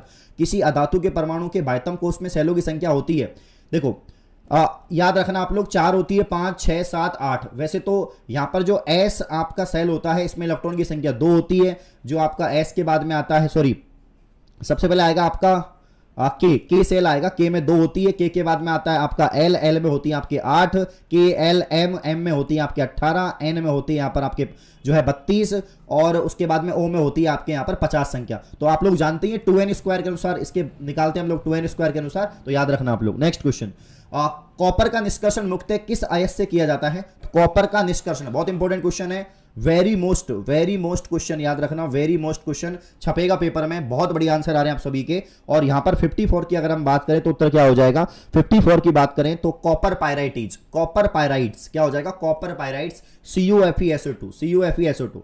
सल्फाइड अयस्कों का सांद्रण किया जाता है, सल्फाइड अयस्कों का सांद्रण किया जाता है फेन पल्लवन विधि, जिसको कहते हैं झाग पल्लवन विधि। झाग पल्लवन विधि कहते हैं, क्या कहते हैं इसको? झाग पल्लवन विधि कहते हैं। ऑप्शन सी, झाग पल्लवन विधि। नेक्स्ट, अयस्क से चुंबकीय अशुद्धियों को दूर करने के लिए कौन सी विधि अप्लाई जाती है? तो यहां पर जो विधि होगी 56 में आंसर रखना, चुंबकीय पृथक्करण विधि। ऑप्शन डी हो जाएगा यहां पर, उत्तर 56 में डी हो जाएगा। नेक्स्ट, उच्च विद्युत धनात्मकता के कारण धातु के परमाणु बने होते हैं धनायन, ऋणायन, उदासीन आयन, सहसंयोजन बंधन। 57 का उत्तर हो जाएगा आपके धनायन, पॉजिटिव आयन। क्या हो जाएगा? पॉजिटिव आयन हो जाएगा, याद रखना आप लोग। तो यहां पर उच्च विद्युत धनात्मक के कारण धातु के परमाणु बने होते हैं आपके पॉजिटिव। नेक्स्ट क्वेश्चन देखो, बिल्कुल 200 क्वेश्चन है, 200 क्वेश्चन है। जितना आप जो है आंसर करेंगे, जितना जल्दी आंसर करेंगे उतना जल्दी आपकी क्लास खत्म होगी। मैं चाहता हूं और भी सब्जेक्ट आप लोग पढ़ो, तो फटाफट से फोकस रख लो और सेशन को लाइक शेयर कर दीजिए। सक्रियता श्रेणी में हाइड्रोजन के ऊपर के धातु क्या होते हैं? देखो, हाइड्रोजन के ऊपर के धातु की जो सक्रियशीलता है वो क्या होती है? ज्यादा होती है। क्या होती है? ज्यादा होती है। हाइड्रोजन से ऊपर जितने भी एलिमेंट है उसकी सक्रियताशीलता ज्यादा होती है, रिएक्टिविटी ज्यादा होती है। तो 58 में भी, याद रखना, 58 में भी अम्लों के साथ अभिक्रिया करके हाइड्रोजन गैस बनाते हैं, याद रखना। निम्न में से कौन सा आयनिक यौगिक है? निम्न में से कौन सा आयनिक यौगिक है? तो ये आपका कैल्शियम क्लोराइड। क्या हो जाएगा? कैल्शियम क्लोराइड, ऑप्शन सी, ठीक है ना। बॉक्साइट निम्नलिखित में से किस धातु का मुख्य अयस्क है? तो ये मैं आपको बता चुका हूं, एल्युमिनियम का अयस्क है। यहां पर आपका कार्बन वाला चैप्टर स्टार्ट हो गया। जी हां, IUPAC international union for pure applied chemistry, और इसके अलावा आपका क्लासिफिकेशन या आपका जो है यहां पर क्या हो जाएगा, नामकरण, नॉमेनक्लेचर। तो नॉमेनक्लेचर से सवाल बनेंगे, हाइड्रोकार्बन से सवाल बनेंगे, इस बात को याद रखना, ये आपके सिलेबस में है, तो लाइक तो बनता ही है। एथेन का आणविक सूत्र होता है C2H6। देखो इसका आप फॉर्मूला बनाएंगे, 2 कार्बन हो गए और यहां पर हाइड्रोजन लगा दो 6 हाइड्रोजन, क्योंकि एथेन है तो यहां पर 6 हाइड्रोजन, 1 2 3 4 5 और 6, ठीक है ना। तो 3 ये रहे, 3 ये रहे, तो आपका यहां पर गिनो कितने हो गए, 1 2 3 4 5 6 7, तो 7 सहसंयोजक बंध हैं। कितने बॉन्ड बन रहे हैं, 7 बॉन्ड यहां पर बन रहे हैं। देखो कितने बॉन्ड बने यहां पर आपने देख लिया होगा, पहला बॉन्ड, दूसरा बॉन्ड, तीसरा बॉन्ड, चौथा बॉन्ड, पांचवा बॉन्ड, छठवां, सातवां। हलवा सवाल है, एकदम आसान है, साइंस वालों को तो बिल्कुल आता होगा, जो आर्ट्स वाले हैं उनके लिए मैंने आपको बता दिया है। सेशन को लाइक शेयर करते रहिए। ब्यूटेनॉन एक यौगिक है और चतुष्क कार्बन जिसका पर्याकात्मक समूह है, तो यहां पर 62 का जो उत्तर है वो क्या हो जाएगा, क्वेश्चन नंबर 62। क्वेश्चन नंबर 62 का आप लोग को आंसर बताना है, सभी प्यारे विद्यार्थियों को 62 का आंसर बताना है। बताइए उत्तर क्या होगा, तो यहां पर ऑप्शन बी हो जाएगा। ब्यूटेनॉन यौगिक है जो चतुष्क कार्बन जिसका प्रकार्यात्मक या आपके जो फंक्शनल ग्रुप है, तो यहां पर एल्डिहाइड हो जाएगा, CHO एल्डिहाइड। क्या हो जाएगा दोस्तों, एल्डिहाइड हो जाएगा। 100 से कम संख्या नहीं होनी चाहिए, नहीं तो मैं क्लास को रोक दूंगा। 100 से कम संख्या नहीं होनी चाहिए, है ना। सरलतम हाइड्रोकार्बन है, बिल्कुल सरलतम, तो सरलतम होता है मीथेन। क्या होता है, मीथेन, CH4, याद रखना, मीथेन CH4 सबसे सरलतम हाइड्रोकार्बन है, सबसे सरलतम हाइड्रोकार्बन है CH4 मीथेन। इसको मार्स गैस, गोबर गैस ये सब कहते हैं, ठीक है ना। अगला सवाल, नेक्स्ट क्वेश्चन, सल्फ्यूरिक अम्ल का अणुसूत्र होता है, सल्फ्यूरिक अम्ल का अणुसूत्र, इंपॉर्टेंट क्वेश्चन है, वेरी मोस्ट क्वेश्चन। दोस्तों मैं देख रहा हूं एक बच्चा है पिंटू सैनी, ये कह रहा है सर 12वीं के बाद क्या करें। बाद में बात करते हैं पिंटू जी, एक बार क्लास हो जाए पूरी फिर बात करते हैं आपसे। गीतांजलि बहुत अच्छे आंसर आ रहे हैं, निखिलेश, लक्ष्मी जी बहुत बढ़िया, चित्तर जी बहुत बढ़िया, गीतांजलि, जाट, अशोक बहुत बढ़िया। बिल्कुल यार सेशन को लाइक शेयर करो एक बार, ठीक है ना। सल्फ्यूरिक अम्ल होता है H2SO4, क्या होता है, सल्फ्यूरिक अम्ल होता है H2SO4, यही होता है ना H2SO4। तो यहां पर कौन सा आपको लग रहा है, ऑप्शन बी लग रहा है। चलो सल्फ्यूरिक अम्ल, इसको क्या कहते हैं, किंग ऑफ एसिड। H2SO4 को कहते हैं किंग ऑफ एसिड, याद रखना, किंग ऑफ एसिड H2SO4 को कहते हैं, याद रखना। कार्बोक्सिल एसिड समूह है, कार्बोक्सिल एसिड समूह है। 65 का जो उत्तर है वो क्या हो जाएगा, COOH, ये भी फंक्शनल ग्रुप है, तो ऑप्शन बी उत्तर है, ऑप्शन बी उत्तर है, कार्बोक्सिल एसिड समूह है आपका, ऑप्शन बी। नेक्स्ट क्वेश्चन, इथोलिन में कार्बन कार्बन के बीच में आबंध होते हैं, बताइए कितने आबंध होते हैं। बहुत इंपॉर्टेंट क्वेश्चन है भाई, बहुत इंपॉर्टेंट है। कार्बन IUPAC नॉमेनक्लेचर आपके सिलेबस में है, आप लोग को पता है। इथोलिन में कार्बन कार्बन के बीच में आबंध मौजूद होता है, जिसके अंदर क्या होगा, तो 66 का उत्तर हो जाएगा ऑप्शन बी, सिग्मा बॉन्ड होंगे, 2 सिग्मा बॉन्ड होंगे। कितने बॉन्ड होंगे, 2 सिग्मा बॉन्ड। ये 100% आएगा, इस क्वेश्चन को फ्रेम करवा लो, ये क्वेश्चन 100% आएगा, याद रखना, इस क्वेश्चन को फ्रेम करवा लो, मैं बता रहा हूं 100% आएगा, चाहे पेपर लीक कर लो, यहां पर 100% आएगा, ठीक है ना। तो CnH2n+2 किसका सामान्य सूत्र है, CnH2n+2, तो ये हो जाएगा आपका एल्केन का, किसका हो जाएगा, एल्केन का। मैं तीनों के लिख रहा हूं, याद रखना, तीनों के लिख रहा हूं। एक होता है एल्केन, एक होता है एल्केन, एक होता है आपका एल्कीन, एक होता है आपका एल्कीन, और एक होता है आपका एल्काइन, एक होता है एल्काइन, ठीक है ना। एल्केन का फॉर्मूला होता है CnH2n+2, एल्कीन का होता है CnH2n, एल्काइन का होता है CnH2n-2। यहां पर कार्बन कार्बन के बीच में सिंगल बॉन्ड, यहां पर कार्बन कार्बन के बीच में डबल बॉन्ड, और यहां पर कार्बन कार्बन के बीच में ट्रिपल बॉन्ड, याद रखना दोस्तों। नेक्स्ट, नाइट्रोजन अणु में कितने सहसंयोजक बंधन होते हैं, तो नाइट्रोजन में तो N2 लिखते हैं हम लोग, नाइट्रोजन को क्या लिखते हैं, N2 लिखते हैं, तो 68 का उत्तर क्या हो जाएगा, ऑप्शन सी। 3 होते हैं इसमें 68 में, अच्छा 3 होते हैं, ओके। अगला सवाल, सोडियम कार्बोनेट का अणुसूत्र, ये सेकंड क्वेश्चन जो आपके एग्जाम में छपेगा, ये सेकंड क्वेश्चन जो आपके एग्जाम में छपेगा, वैसे तो सभी छपेंगे लेकिन ये भी छप सकता है। सोडियम कार्बोनेट, सोडियम कार्बोनेट होता है Na2CO3, ये ओनली सोडियम कार्बोनेट है, और Na2CO3.10H2 ये हो जाएगा आपका धावन सोडा। क्या हो जाएगा, इसको धावन सोडा कहते हैं, क्या कहते हैं, धावन सोडा कहते हैं, याद रखना। अगला सवाल, इथाइल एल्कोहल का अणुसूत्र क्या होगा, इथाइल एल्कोहल का, 70 का उत्तर बताइए। इथाइल एल्कोहल का आंसर हो जाएगा C2H5OH, इसको बोलते हैं शराब, क्या बोलते हैं, शराब या एल्कोहल, इसको बोलते हैं शराब, ठीक है ना। इथाइल एल्कोहल का अणुसूत्र क्या होता है, C2H5OH, और इसको कहते हैं शराब, क्या कहते हैं, देसी ठर्रा। निम्न में से किस हाइड्रोकार्बन के 3 आबंध होते हैं, हाइड्रोकार्बन के 3 आबंध होते हैं, CH4, C2H6, C3H4, C3H8। 71 का उत्तर हो जाएगा C3H4। तीन आबंध का मतलब है कार्बन कार्बन के बीच में ट्रिपल बॉन्ड, और ये है आपका मैथ एथ प्रोप, ये है प्रोपाइन, क्या है प्रोपाइन, मैथ एथ प्रोप प्रोपाइन। तो ऑप्शन क्या हो जाएगा, ऑप्शन सी सही हो जाएगा, ऑप्शन सी सही हो जाएगा। हाइड्रोकार्बन एक टिपिकल टॉपिक है, ढंग से पढ़ लो, हाइड्रोकार्बन टिपिकल टॉपिक है, यहां से सवाल बनेंगे। निम्न में से कौन सा युग्म समावयवी है, समावयवी है, आइसोमेरिज्म समावयवी है, उत्तर होगा C2H5OH और CS3OCS3। बात तो एक ही है, तो यहां पर लिखना C2H5OH CS3OCS3। अगला सवाल, निम्न में से कौन सहसंयोजी यौगिक है, निम्न में से कौन सा सहसंयोजी यौगिक है, तो 73 का जो उत्तर है वो हो जाएगा आपका ऑप्शन ए CH4, है ना। तो ये जो आपका मेथेन है, जिसको हम गोबर गैस, मार्स गैस कहते हैं, इसमें कोऑर्डिनेशन बॉन्ड या सहसंयोजक बंध होता है, आपका कोवलेंट बॉन्ड होता है। यहां पर देखिए CHO क्रियाशील मूलक एल्डिहाइड का होता है, हम लोग जानते हैं, ये तो बड़ा हलवा सवाल था। एल्डिहाइड क्रियात्मक समूह CHO, जैसे OH होता है एल्कोहल का, है ना, किसका होता है, एल्कोहल का, तो एल्डिहाइड CHO, तो 74 में क्या हो जाएगा, बी, 74 में बी। नेक्स्ट देखिए, वल्कनीकरण प्रक्रम में प्राकृतिक रबर, ये सवाल भी इंपॉर्टेंट है, इसको छाप लो आप लोग, इसको फ्रेम करवा लो, इस सवाल को फ्रेम करवा लो, छपेगा, मैं बता रहा हूं छपेगा ये, है ना, इसमें लिख लो छपेगा, छपेगा लिख लो इसमें। तो वल्कनीकरण प्रक्रम में प्राकृतिक रबर किसके साथ गर्म किया जाता है, तो याद रखना सल्फर के साथ में, किसके साथ में, सल्फर के साथ में। क्यों किया जाता है, प्रत्यास्थता बढ़ाने के लिए, इससे प्रत्यास्थता बढ़ जाती है, याद रखना क्या हो जाता है, इससे प्रत्यास्थता बढ़ जाती है, इस बात को याद रखना। सेशन को लाइक तो कर लो आप लोग यार, लाइक बहुत कम करें, सेशन को लाइक कर लीजिए, लाइक बहुत कम हुए हैं, सेशन को लाइक कर लो, और इसमें सल्फर होगा। नेक्स्ट, निम्नलिखित में से कौन कार्बन के अपरूप नहीं है, इंपॉर्टेंट है।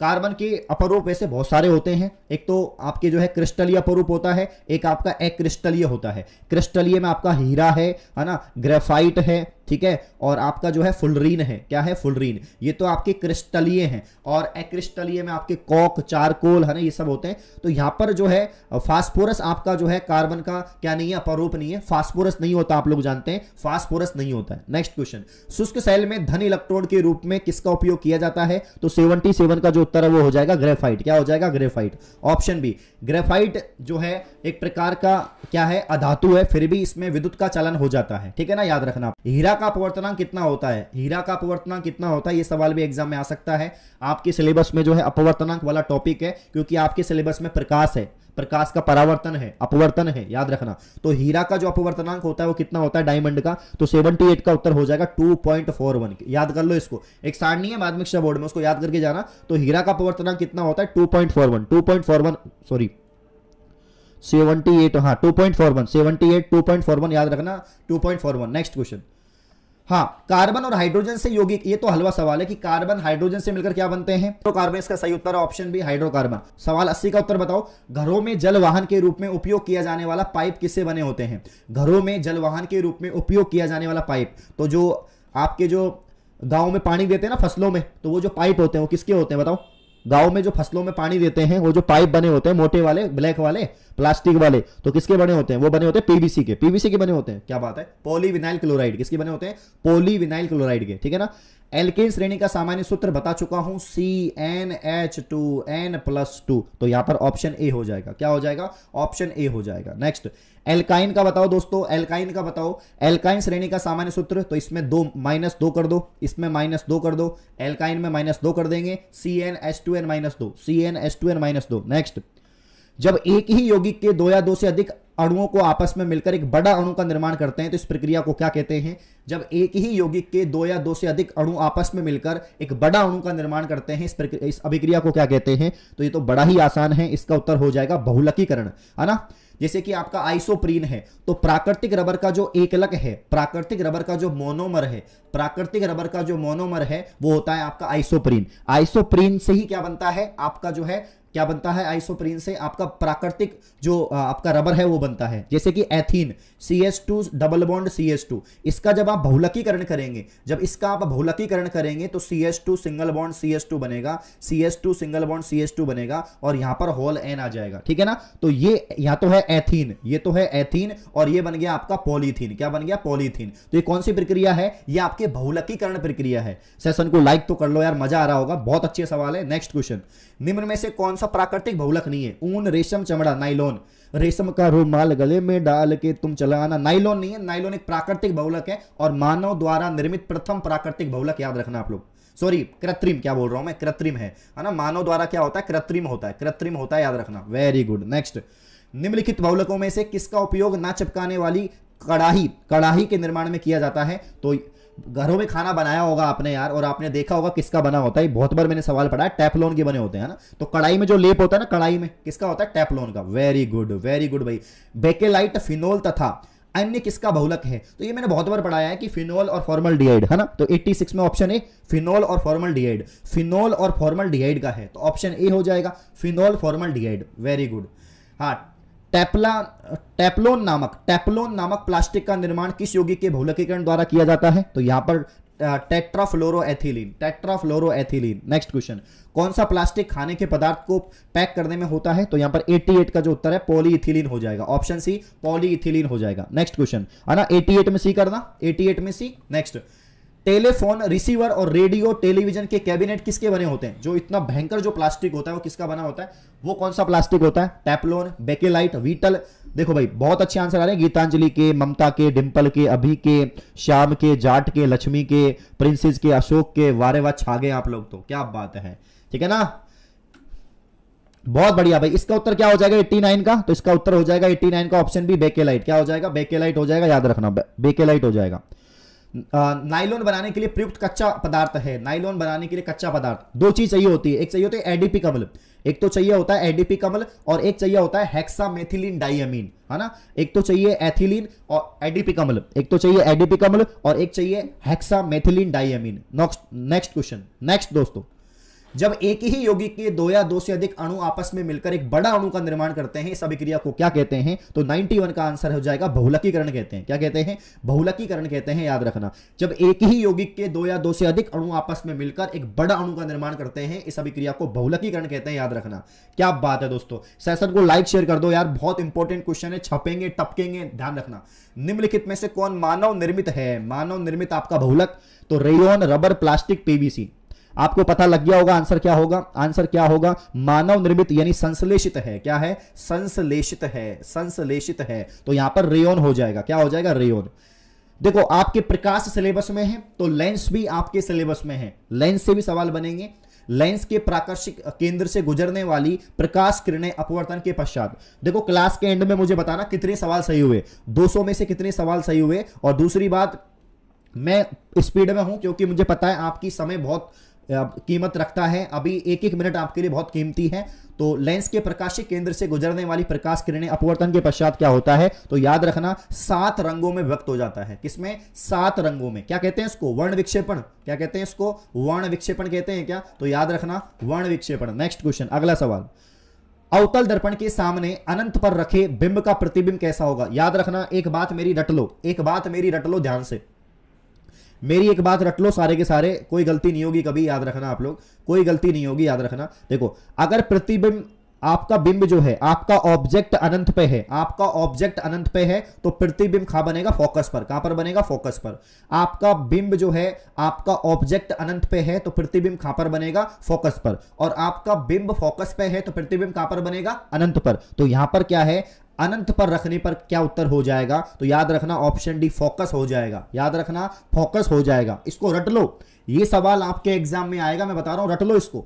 अगर आपका कोई ऑब्जेक्ट अनंत पे रखा हुआ है तो उसका प्रतिबिंब, उसका इमेज फोकस पे बनेगा, याद रखना। नेक्स्ट क्वेश्चन, अवतल लेंस के सामने अनंत पर रखे बिंब की स्थिति कैसी होगी? इंपॉर्टेंट है, बताओ जल्दी से। अनंत पे तो फोकस पे होगा, भी रटाया मैंने, कैसी गलती कर रहा हूं। हाँ, इसको ठीक कर लेना आप लोग, ऑप्शन बी आएगा 95 में, option B. Next option B होगा अनंत फोकस, फोकस अनंत, याद रखना। अवतल लेंस के मुख्य फोकस पर रखे बिंब का प्रतिबिंब की स्थिति क्या होगी? इसका उत्तर हो जाएगा ऑप्शन बी, प्रकाशिक केंद्र फोकस के बीच में। नेक्स्ट, उत्तल लेंस के मुख्य फोकस पर रखे प्रतिबिंब की स्थिति कैसी होगी? 97 में ऑप्शन सी अनंत पर। फोकस की बात हो तो अनंत पर बनेगा प्रतिबिंब। नेक्स्ट, अवतल दर्पण के मुख्य फोकस पर रखे बिंब का प्रतिबिंब कैसा बनेगा? तो 98 का उत्तर हो जाएगा अनंत पर बनेगा। फोकस पे बनेगा तो अनंत, फोकस अनंत, अनंत फोकस, दो ही चीज रट लो आप लोग, दो ही चीज रट लो। उत्तल लेंस का प्रकाशिक केंद्र और मुख्य फोकस के बीच में अगर बिंब को रख रहे हैं तो प्रकृति कैसी होगी? ये भी अच्छा सवाल है कि छोटा बनेगा, आभासी बनेगा, सीधा बनेगा, उल्टा बनेगा, कैसे बनेगा? 99 का उत्तर हो जाएगा आभासी सीधा। ठीक है, 100 सवाल अभी भी बाकी हैं, विद्यार्थियों की संख्या कम नहीं होनी चाहिए, ठीक है ना, याद रखना आप लोग। और जितनी मेहनत करेंगे उतना बढ़िया होगा, ठीक है ना, क्योंकि हम कोशिश तो कर सकते हैं, कोशिश करने वालों की कभी हार नहीं होती और हार की जीतने वालों को बाजीगर कहते हैं और तुम किसी बाजीगर से कम नहीं हो, ठीक है ना। और बाजीगर मत मानो तो पठान मान लो। तो आभासी और सीधी ऑप्शन बी हो जाएगा। नेक्स्ट क्वेश्चन आप लोग के सामने ये रहा, मोटे लेंस की आवर्धन क्षमता होती है, मोटे लेंस की आवर्धन क्षमता होती है तो 100 का उत्तर हो जाएगा अधिक। क्या हो जाएगा? अधिक हो जाएगा, ऑप्शन बी। नेक्स्ट, पतले लेंस की आवर्धन क्षमता क्या होती है? तो यहां पर देखो हमने क्या पढ़ा, मोटे लेंस की आवर्धन क्षमता क्या होती है? अधिक। तो पतले लेंस की क्या हो जाएगी? कम। क्या हो जाएगी दोस्तों? कम हो जाएगी। तो 101 में क्या हो जाएगा? 1। वेरी गुड, ये बहुत अच्छा सवाल है, ये आपकी एग्जाम में पूछा जाएगा।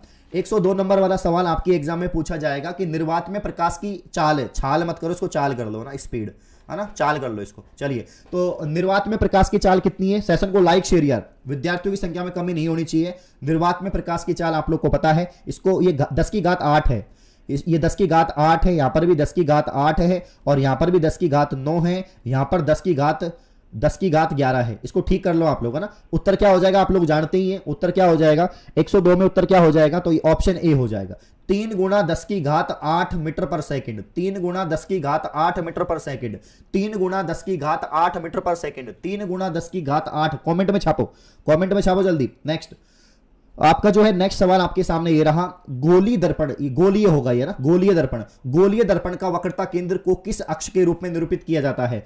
गोलीय दर्पण यानी स्फेरिकल मिरर, स्फेरिकल मिरर, गोलीय दर्पण का वक्रता केंद्र को किस अक्ष के रूप में निरूपित करते हैं? यहां पर उत्तर होगा सी के रूप में। किसके रूप में? सी के रूप में। नेक्स्ट क्वेश्चन देखो, आपका मिरर फॉर्मूला भी एग्जाम में पूछा जा सकता है। मिरर फॉर्मूला आपके एग्जाम में पूछा जा सकता है। मिरर आपके टॉपिक में है, आपके सिलेबस में है मिरर, इस बात को आप लोग याद रखना। 1/v plus 1/u equal 1/f, 1/v plus 1/u equal 1/s। Sorry दोस्तों, v का मतलब बिंब की स्थिति, u का मतलब आपके जो है प्रतिबिंब की स्थिति और f का मतलब आपका हो जाएगा फोकस। नेक्स्ट सवाल नंबर 105 का आप लोग उत्तर बताइए। क्वेश्चन नंबर 105, किसी शब्दकोश में पाए गए छोटे अक्षरों को पढ़ते समय किसका लेंस पसंद करेंगे? देखो, अगर छोटे अक्षरों को बड़े रूप में पढ़ना है, छोटी चीज को बड़े रूप में पढ़ना है तो आंसर आएगा अवतल लेंस। क्या आएगा? अवतल लेंस, याद रखना। तो 105 में जो आंसर है वो क्या हो जाएगा? 105 में हो जाएगा, सॉरी देखो 105 की अगर हम बात करें, इसमें पूछा गया कि शब्दकोश में छोटे पाए गए छोटे अक्षरों को पढ़ते समय कौन सा लेंस पसंद करेंगे? तो इसमें जो है, हाँ, इसमें जो आंसर है वो देखो, दर्पण की बात करें तो फिर तो अवतल होगा, लेकिन यहां पर लेंस पूछा तो उत्तल लेंस हो जाएगा, ऑप्शन डी। 105 में ऑप्शन डी, इसको देख लेना आप लोग। नेक्स्ट क्वेश्चन, लेंस के केंद्रीय बिंदु को क्या कहते हैं? लेंस के केंद्रीय बिंदु को प्रकाशिक केंद्र, वक्रता केंद्र, द्वारक केंद्र, अक्ष केंद्र, आप लोग जानते हैं। इसका उत्तर हो जाएगा प्रकाशिक केंद्र, ऑप्टिकल सेंटर। ऑप्टिकल सेंटर कहते हैं उसको, क्या कहते हैं? Optical centre. दो वक्रीय पृष्ठों से घिरे ठोस माध्यम को क्या कहते हैं? दो वक्रीय पृष्ठों से घिरे ठोस माध्यम को क्या कहते हैं? तो इसका उत्तर हो जाएगा गोलीय लेंस कहते हैं उनको। क्या कहते हैं दोस्तों? गोलीय lens. Very good. Next question, उत्तल लेंस में जब बिंब f पर हो और 2f के बीच में हो, f व 2f के बीच में आपका ऑब्जेक्ट हो, तो आपका प्रतिबिंब कैसा बनेगा? याद रखना, आपका प्रतिबिंब बनेगा बड़ा और काल्पनिक। कैसा बनेगा? बड़ा और काल्पनिक बनेगा, इस बात को याद रखना। गोलीय दर्पण में फोकसांतर एवं वक्रता त्रिज्या के बीच संबंध, ये मैंने आपको बहुत बार पढ़ाया है और आपके एग्जाम में छपेगा। इतना बड़ा झूठ मत बोलो यार, आप तो बस 200 प्लस विद्यार्थी क्लास में हो जानी चाहिए, है ना। मैं कोई बड़ा टीचर नहीं हूं, बस आप लोग का सपोर्ट हमेशा बनाए रखें और आप लोग हमेशा खुश रहे, मैं यही चाहता हूं। गोलीय दर्पण में फोकसांतर एवं वक्रता त्रिज्या के बीच में संबंध क्या हो जाएगा? ये मैंने आपको बहुत बार पढ़ाया दोस्तों। ऑप्शन ए ठीक है इसका, है ना। 109 में ऑप्शन ए ठीक है। तो r बराबर 2f, यहां से अगर आपको f निकालना है तो क्या हो जाएगा? तो r/2 हो जाएगा, है ना। यहां से आपको f निकालना है तो r/2 हो जाएगा, याद रखना। एक उत्तल लेंस होता है, एक उत्तल लेंस क्या होता है? तो इसका उत्तर हो जाएगा सी, किनारों की अपेक्षा बीच में मोटा, किनारों की अपेक्षा बीच में मोटा। किसी माध्यम में अपवर्तनांक का मान, तो जो स्नेहल नियम होता है, स्नेहल नियम साइन आई अपॉन या स्लैश साइन आर आप लोग जानते हैं, ठीक है ना। तो उत्तर हो जाएगा ऑप्शन ए। क्या हो जाएगा? 111 में ऑप्शन ए। नेक्स्ट क्वेश्चन, किसी गोलीय दर्पण तथा किसी पतले गोलीय लेंस दोनों की फोकस दूरी -15 सेंटीमीटर है, तो दर्पण तथा लेंस संभावित होंगे। तो इसका जो उत्तर है वो हो जाएगा आपका दोनों अवतल होंगे, दोनों अवतल होंगे, याद रखना। बहुत ही शानदार क्वेश्चन दोस्तों, यहीं से बनेंगे सवाल। ऐसी क्लास पूरे राजस्थान में यूट्यूब पर साइंस की कंप्लीट मैराथन कोई नहीं पढ़ा रहा। मैं हर चैनल को आप लोग भी फॉलो कर रहे होंगे, हम लोग भी देख रहे हैं, ऐसी क्लास कहीं पर भी नहीं है। इसलिए मैंने कोशिश करी है एक कंप्लीट पैकेज आपको दूं, है ना, एग्जाम से पहले। तो यहां पर आंसर हो जाएगा ऑप्शन ए। अगला सवाल, एक उत्तल लेंस की क्षमता एक डायोप्टर है, एक उत्तल लेंस की क्षमता एक डायोप्टर है, तो उस लेंस की फोकस दूरी है 113 का उत्तर क्या हो जाएगा यहां पर प्लस 100 सेंटीमीटर। कितना हो जाएगा प्लस 100 सेंटीमीटर, याद रखना। एक उत्तल लेंस की क्षमता एक डायोप्टर है तो फोकस दूरी क्या होगी, देखो यहां पर अगर आपको पावर ऑफ लेंस निकालना है तो 1/f बोलते हैं उसको, फॉर्मूले को, P बराबर 1/f होता है, याद रखना। नेक्स्ट, लेंस में मुख्य फोकस की संख्या कितनी होती है, लेंस में मुख्य फोकस की क्षमता कितनी होती है, 2 होती है। कितनी होती है, 2 होती है। किसी लेंस के द्वारा सिर्फ काल्पनिक प्रतिबिंब बनता है, कौन सा लेंस है जिसमें काल्पनिक या जो है आपके इमेजनरी जो इमेज बनती है तो उसको हम क्या कहते हैं, 115 का उत्तर हो जाएगा अवतल लेंस। क्या हो जाएगा, अवतल लेंस, याद रखना। नेक्स्ट क्वेश्चन, निर्गत किरण और अभिलंब के बीच में कोण को क्या कहते हैं, निर्गत किरण और अभिलंब के बीच में कोण को क्या कहते हैं। इंपॉर्टेंट क्वेश्चन है, याद रखना। इंपॉर्टेंट क्वेश्चन है, याद रखना। इंपॉर्टेंट क्वेश्चन है, याद रखना। तो इसको निर्गत कोण बोलेंगे, याद रखना। फोटोग्राफी कैमरा का अभिदृश्यक लेंस होता है, तो फोटोग्राफी में कौन सा लेंस होता है, याद रखना, उत्तल लेंस। कौन सा होता है, उत्तल लेंस। नेक्स्ट क्वेश्चन, जब प्रकाश की किरण हवा से कांच में प्रवेश करती है, जब प्रकाश की किरण हवा से कांच में प्रवेश करती है तो मुड़ जाती है, ये तो बड़ा ही आसान है, अभिलंब के निकट आ जाती है। कैसे आ जाती है, अभिलंब के निकट आ जाती है, याद रखना। किसी दर्पण में हमेशा वस्तु से छोटा प्रतिबिंब प्राप्त होता है, किसी दर्पण में हमेशा वस्तु से छोटा प्रतिबिंब प्राप्त होता है, इसका उत्तर हो जाएगा अवतल। क्या हो जाएगा, अवतल। अवतल लेंस को क्या कहते हैं, अवतल लेंस को क्या कहते हैं, अभिसारी, द्विअवतल, अपसारी, इनमें से कोई नहीं। 120 का उत्तर याद रखना यहां पर हो जाएगा। देखो अवतल लेंस को क्या कहते हैं, कमेंट में बताओ जल्दी से आप लोग। अवतल लेंस को क्या कहते हैं, अभिसारी कहते हैं, अपसारी कहते हैं, जल्दी से बताओ आप लोग, कमेंट में बताओ जल्दी से। क्वेश्चन नंबर 120 का आंसर आप लोग खुद बताएंगे क्योंकि बड़ा ही आसान है, काफी बार मैंने आपको पढ़ाया है, ठीक है ना, याद रखना। नेक्स्ट क्वेश्चन, किसी जीव की जीनी संरचना कहलाती है, किसी जीव की जीनी संरचना, किसी जीव की जीनी संरचना कहलाती है, तो जीन का मतलब जीनोटाइप, जीन का मतलब जीनोटाइप, तो जीन प्ररूप जीनोटाइप ऑप्शन बी हो जाएगा। क्या हो जाएगा, ऑप्शन बी। अगला सवाल, अगला सवाल, डीएनए में कितने प्रकार के नाइट्रोजन क्षारक होते हैं, 122 का उत्तर बताओ। तो डीएनए में कितने प्रकार के नाइट्रोजन क्षारक होते हैं, 2 प्रकार के, 3 प्रकार के, 4 प्रकार के, 5 प्रकार के। तो एडेनिन, ग्वानिन, साइटोसिन, यूरेसिल, है ना, आप लोग जानते ही हैं, तो यहां पर उत्तर हो जाएगा ऑप्शन 3, ठीक है ना। तीन प्रकार के होते हैं, याद रखना, 3 प्रकार के होते हैं। कितने प्रकार के, 3 प्रकार के, याद रखना आप लोग, वेरी गुड। मैं बताइए 123 का आंसर बताइए, डीएनए अनुक्रम के तुलनात्मक अध्ययन। देखो डीएनए आपके सिलेबस में है दोस्तों, डीएनए आपके सिलेबस में है, सेशन को लाइक शेयर कर दीजिए आप लोग। डीएनए आपके सिलेबस में है क्योंकि जेनेटिक्स आपके सिलेबस में है तो डीएनए तो आएगा, जेनेटिक्स भी आपके सिलेबस में है, बायोटेक्नोलॉजी आपके सिलेबस में है, आप लोग को पता है। डीएनए अनुक्रम के तुलनात्मक अध्ययन द्वारा किसी जीव के पूर्वज की खोज क्या कहलाती है, तो 123 का जो उत्तर है वो हो जाएगा आणविक जातिवृत्त। क्या हो जाएगा, आणविक जातिवृत्त। नेक्स्ट, जाति उद्भवन, जाति उद्भवन उन जीवों में होता है, तो यहां पर जो 124 का उत्तर हो जाएगा जिसमें लैंगिक जनन होता है। संतति की उत्पत्ति जो है किसमें होती है, जिसमें सेक्सुअल रिप्रोडक्शन और उद्भवन भी देखने को मिलता है। मेंडल ने जनक पीढ़ी को किस लेटर से सूचित किया है, तो जनक पीढ़ी यानी parental generation, parental generation option A हो जाएगा। क्या हो जाएगा, ऑप्शन ए हो जाएगा, याद रखना। विद्यार्थियों की संख्या घटनी नहीं चाहिए, एक एक क्वेश्चन का आंसर बहुत इंपॉर्टेंट है। जीन प्ररूप तथा वातावरणीय दशाओं द्वारा निर्धारित आनुवंशिक लक्षण या विशेषक जो स्पष्ट रूप से दिखाई दे, तो जीन प्ररूप का मतलब जीनोटाइप हो गया भाई साहब, है ना। जीन प्ररूप का मतलब क्या हो गया, जीनोटाइप हो गया। तो 126 का उत्तर क्या हो जाएगा, 126 का उत्तर क्या हो जाएगा, है ना। देखो जीन प्ररूप वातावरणीय दशाओं द्वारा निर्धारित वैसे आनुवंशिक लक्षण या विशेषक जो स्पष्ट रूप से दिखाई दे, स्पष्ट रूप से दिखाई तो देते हैं लक्षण प्ररूप, स्पष्ट रूप से लक्षण प्ररूप दिखाई देते हैं, जबकि जीन प्ररूप जो है आपके ये जीनोटाइप होते हैं, याद रखना, जीनोटाइप होते हैं, ठीक है ना। नेक्स्ट क्वेश्चन आप लोग के सामने रहा, किसी जीव की जीन संरचना उस जीव का कहलाता है, किसी जीव की जीन संरचना उस जीव का कहलाता है, तो जीन संरचना यानी जीनोटाइप, जीन संरचना 127 में क्या हो जाएगा, जीनोटाइप, जीनोटाइप भी बोल दो, जीन प्ररूप भी बोल दो, तो ऑप्शन सी हो जाएगा। क्या हो जाएगा, ऑप्शन सी। तो याद रखना, किसी जीव की जीन संरचना उस जीव का कहलाता है जीनोटाइप और जीन प्ररूप। अगला सवाल, विभिन्नताएं कितने प्रकार की होती हैं, विभिन्नताएं कितने प्रकार की होती हैं, तो याद रखना 2 प्रकार की विभिन्नताएं होती हैं, जलवायु विभिन्नता और पारिस्थितिकी विभिन्नता, आप लोग जानते हैं 2 हो जाएंगी, आनुवंशिकीय, जलवायु, कुछ भी बोल दीजिए। 128 में ऑप्शन बी। इनमें से कौन सा सही है, डीऑक्सीराइबोज न्यूक्लिक एटोनिन एसिड एनीमिया एक्टिविटी। भैया तो खतरनाक सवाल है, बताओ क्या होगा आंसर इसका। सॉरी दोस्तों, 129 का आप लोग आंसर बताएं। सेशन को लाइक शेयर करिए, लाइक में कमी आ रही है दोस्तों। परिंदों को मंजिल मिलेगी यकीनन, ये फैले हुए उनके पंख बोलते हैं, और अक्सर वो लोग खामोश रहते हैं जमाने में जिनके हुनर बोलते हैं। ना पूछ मेरी मंजिल क्या है, अभी तो सफर का इरादा किया है, ना हारूंगा हौसला उम्र भर, ये किसी और से नहीं खुद से वादा किया है। दोस्तों वादा करो कि यहां पर सीईटी क्लियर करना है, सीईटी क्लियर करने के बाद एलडीसी बनने, बाबू भैया बनना है। क्या बनना है? बाबू भैया बनना है। 129 का आंसर हो जाएगा B, deoxyribose nucleic acid. तो ये किसकी फुल फॉर्म है? डीएनए की। डीएनए का मतलब होता है deoxyribose nucleic acid, RNA का होता है राइबोज न्यूक्लिक एसिड। प्राकृतिक वर्ण द्वारा जैव विकास किस सिद्धांत का जनक है?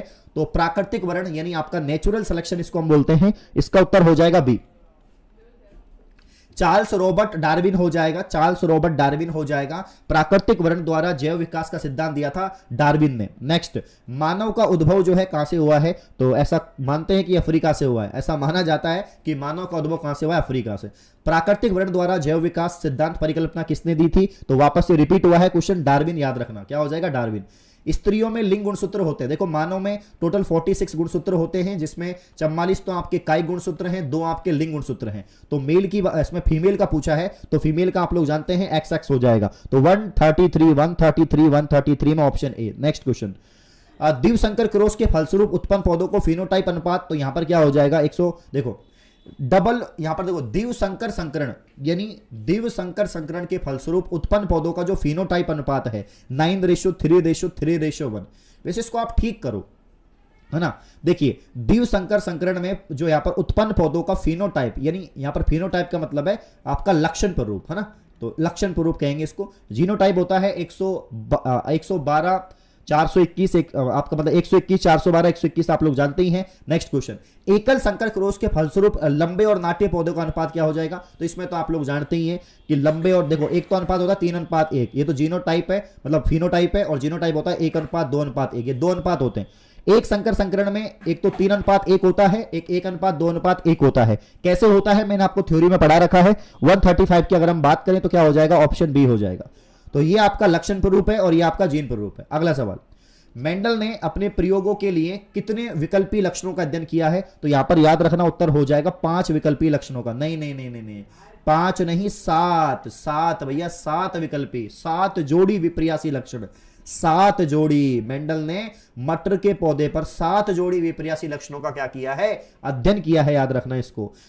शरीर में भोजन का पचना किस प्रकार की अभिक्रिया है? ऑक्सीकरण अभिक्रिया, है ना। इसको उपचयन भी कह सकते हैं हम लोग। ऑप्शन ए हो जाएगा, उपचयन याद रखना, उपचयन हो जाएगा, याद रखना। 137 में ऑप्शन ए। नेक्स्ट, वह अंग जिनकी उत्पत्ति तथा मूल रचना समानता से होती है, लेकिन कार्य के अनुसार उनकी जो बाह्य संरचना है वो परिवर्तन हो जाता है। बहुत बढ़िया भाई, सेशन को लाइक शेयर करते रहे। लक्ष्मी, ममता, यशोदा, रविंद्र, नीता कुमारी, क्या बात है, नीता जी हमारी क्लास में है। नीता जी को नमस्कार करेंगे सभी विद्यार्थी। नीता जी का बहुत बहुत स्वागत है भाई, बहुत बढ़िया। यहां पर जो है कुकू, लक्ष्मी, प्रिंसेस बहुत अच्छे आंसर कर रहे हैं। 138 का जो उत्तर है वो हो जाएगा समजात अंग। क्या हो जाएगा? समजात अंग हो जाएगा। अगला क्वेश्चन, लैंगिक जनन के उपरांत संतानों में अलैंगिक जनन की अपेक्षा क्या होता है? तो इसका उत्तर हो जाएगा आपका अधिक, ऑप्शन बी अधिक हो जाएगा। ठीक है ना। नेक्स्ट क्वेश्चन, गुणसूत्र किसके बने होते हैं? देखो गुणसूत्र का नाम दिया स्ट्रोसबर्गर, खोज की W वाल्डियर, और 140 की बात करें तो उत्तर हो जाएगा डीएनए, प्रोटीन और आरएनए।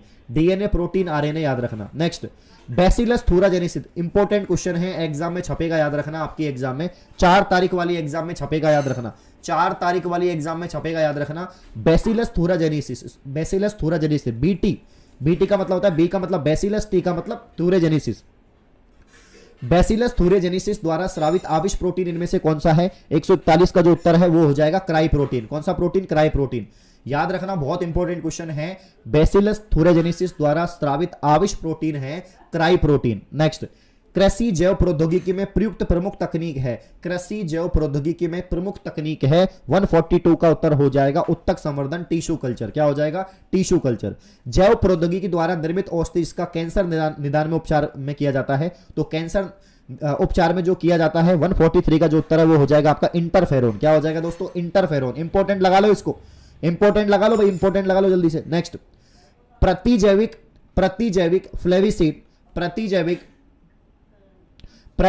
फ्लेविसिन किससे प्राप्त होती है? 144 का जो उत्तर है वो हो जाएगा आपका एस्परजिलस फ्लेवस। क्या हो जाएगा दोस्तों? एस्परजिलस फ्लेवस, याद रखना। प्रतिजैविक का मतलब होता है एंटीबायोटिक दोस्तों। क्या होता है? एंटीबायोटिक, याद रखना आप लोग। ये सबसे इंपॉर्टेंट क्वेश्चन है, रिकॉम्बिनेंट डीएनए। इंपॉर्टेंट क्वेश्चन है, इंपॉर्टेंट लगा लो, वेरी मोस्ट लगा लो। रिकॉम्बिनेंट डीएनए तकनीक की खोज किसने करी, यानी पुनर्योजक डीएनए।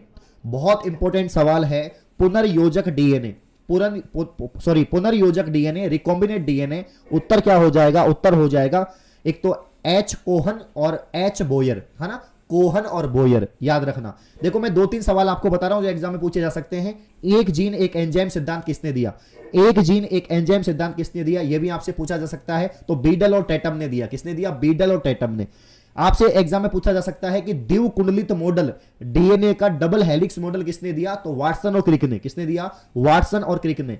जीन का संश्लेषण किसने किया प्रयोगशाला में, हरगोविंद खुराना ने। किसने किया, हरगोविंद खुराना ने। तो ये याद रखना।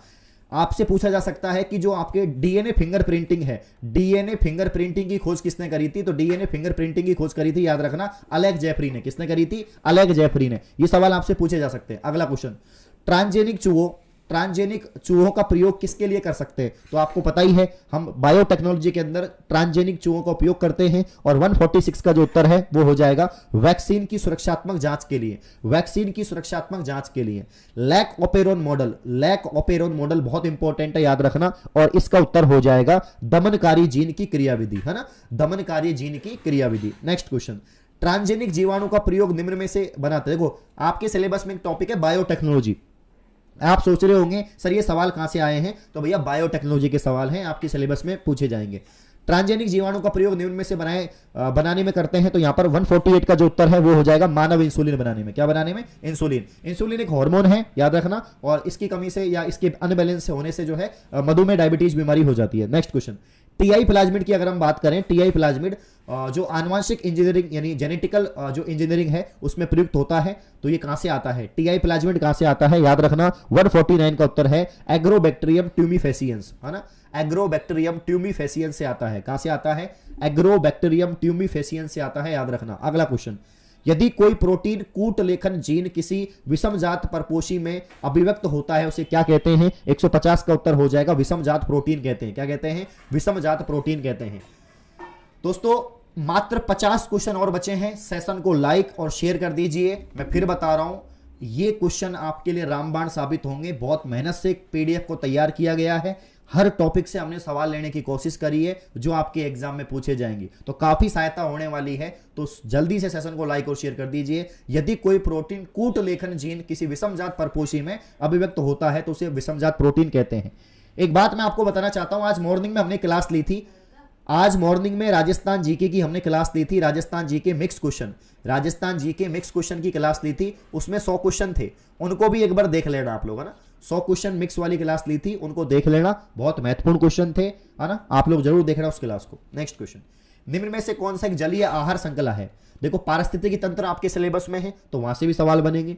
151 की अगर हम बात करें, बी ऑप्शन हो जाएगा, शैवाल, जलीय कीट और मछली, है ना, शैवाल फिर जलीय कीट फिर मछली। तो सबसे पहले आएगा उत्पादक, फिर primary consumer, secondary consumer, tertiary consumer, और उसके बाद में आ जाता है फिर अपघटक। क्या आ जाता है, अपघटक। नेक्स्ट क्वेश्चन, निम्नलिखित में से किसे आप उपभोक्ता की श्रेणी में रखेंगे। उपभोक्ता मतलब, उपभोक्ता का मतलब होता है जो खाने वाला होता है। क्या होता है, खाने वाला, है ना। तो यहां पर तो मुझे जंगली जानवर ही लग रहा है आंसर, तो 152 का मतलब है ऑप्शन सी। क्या हो जाएगा, ऑप्शन सी हो जाएगा, याद रखना। नेक्स्ट क्वेश्चन, हरे पौधे कहलाते हैं उत्पादक, याद रखना। हरे पौधे क्या होते हैं, प्रोड्यूसर होते हैं।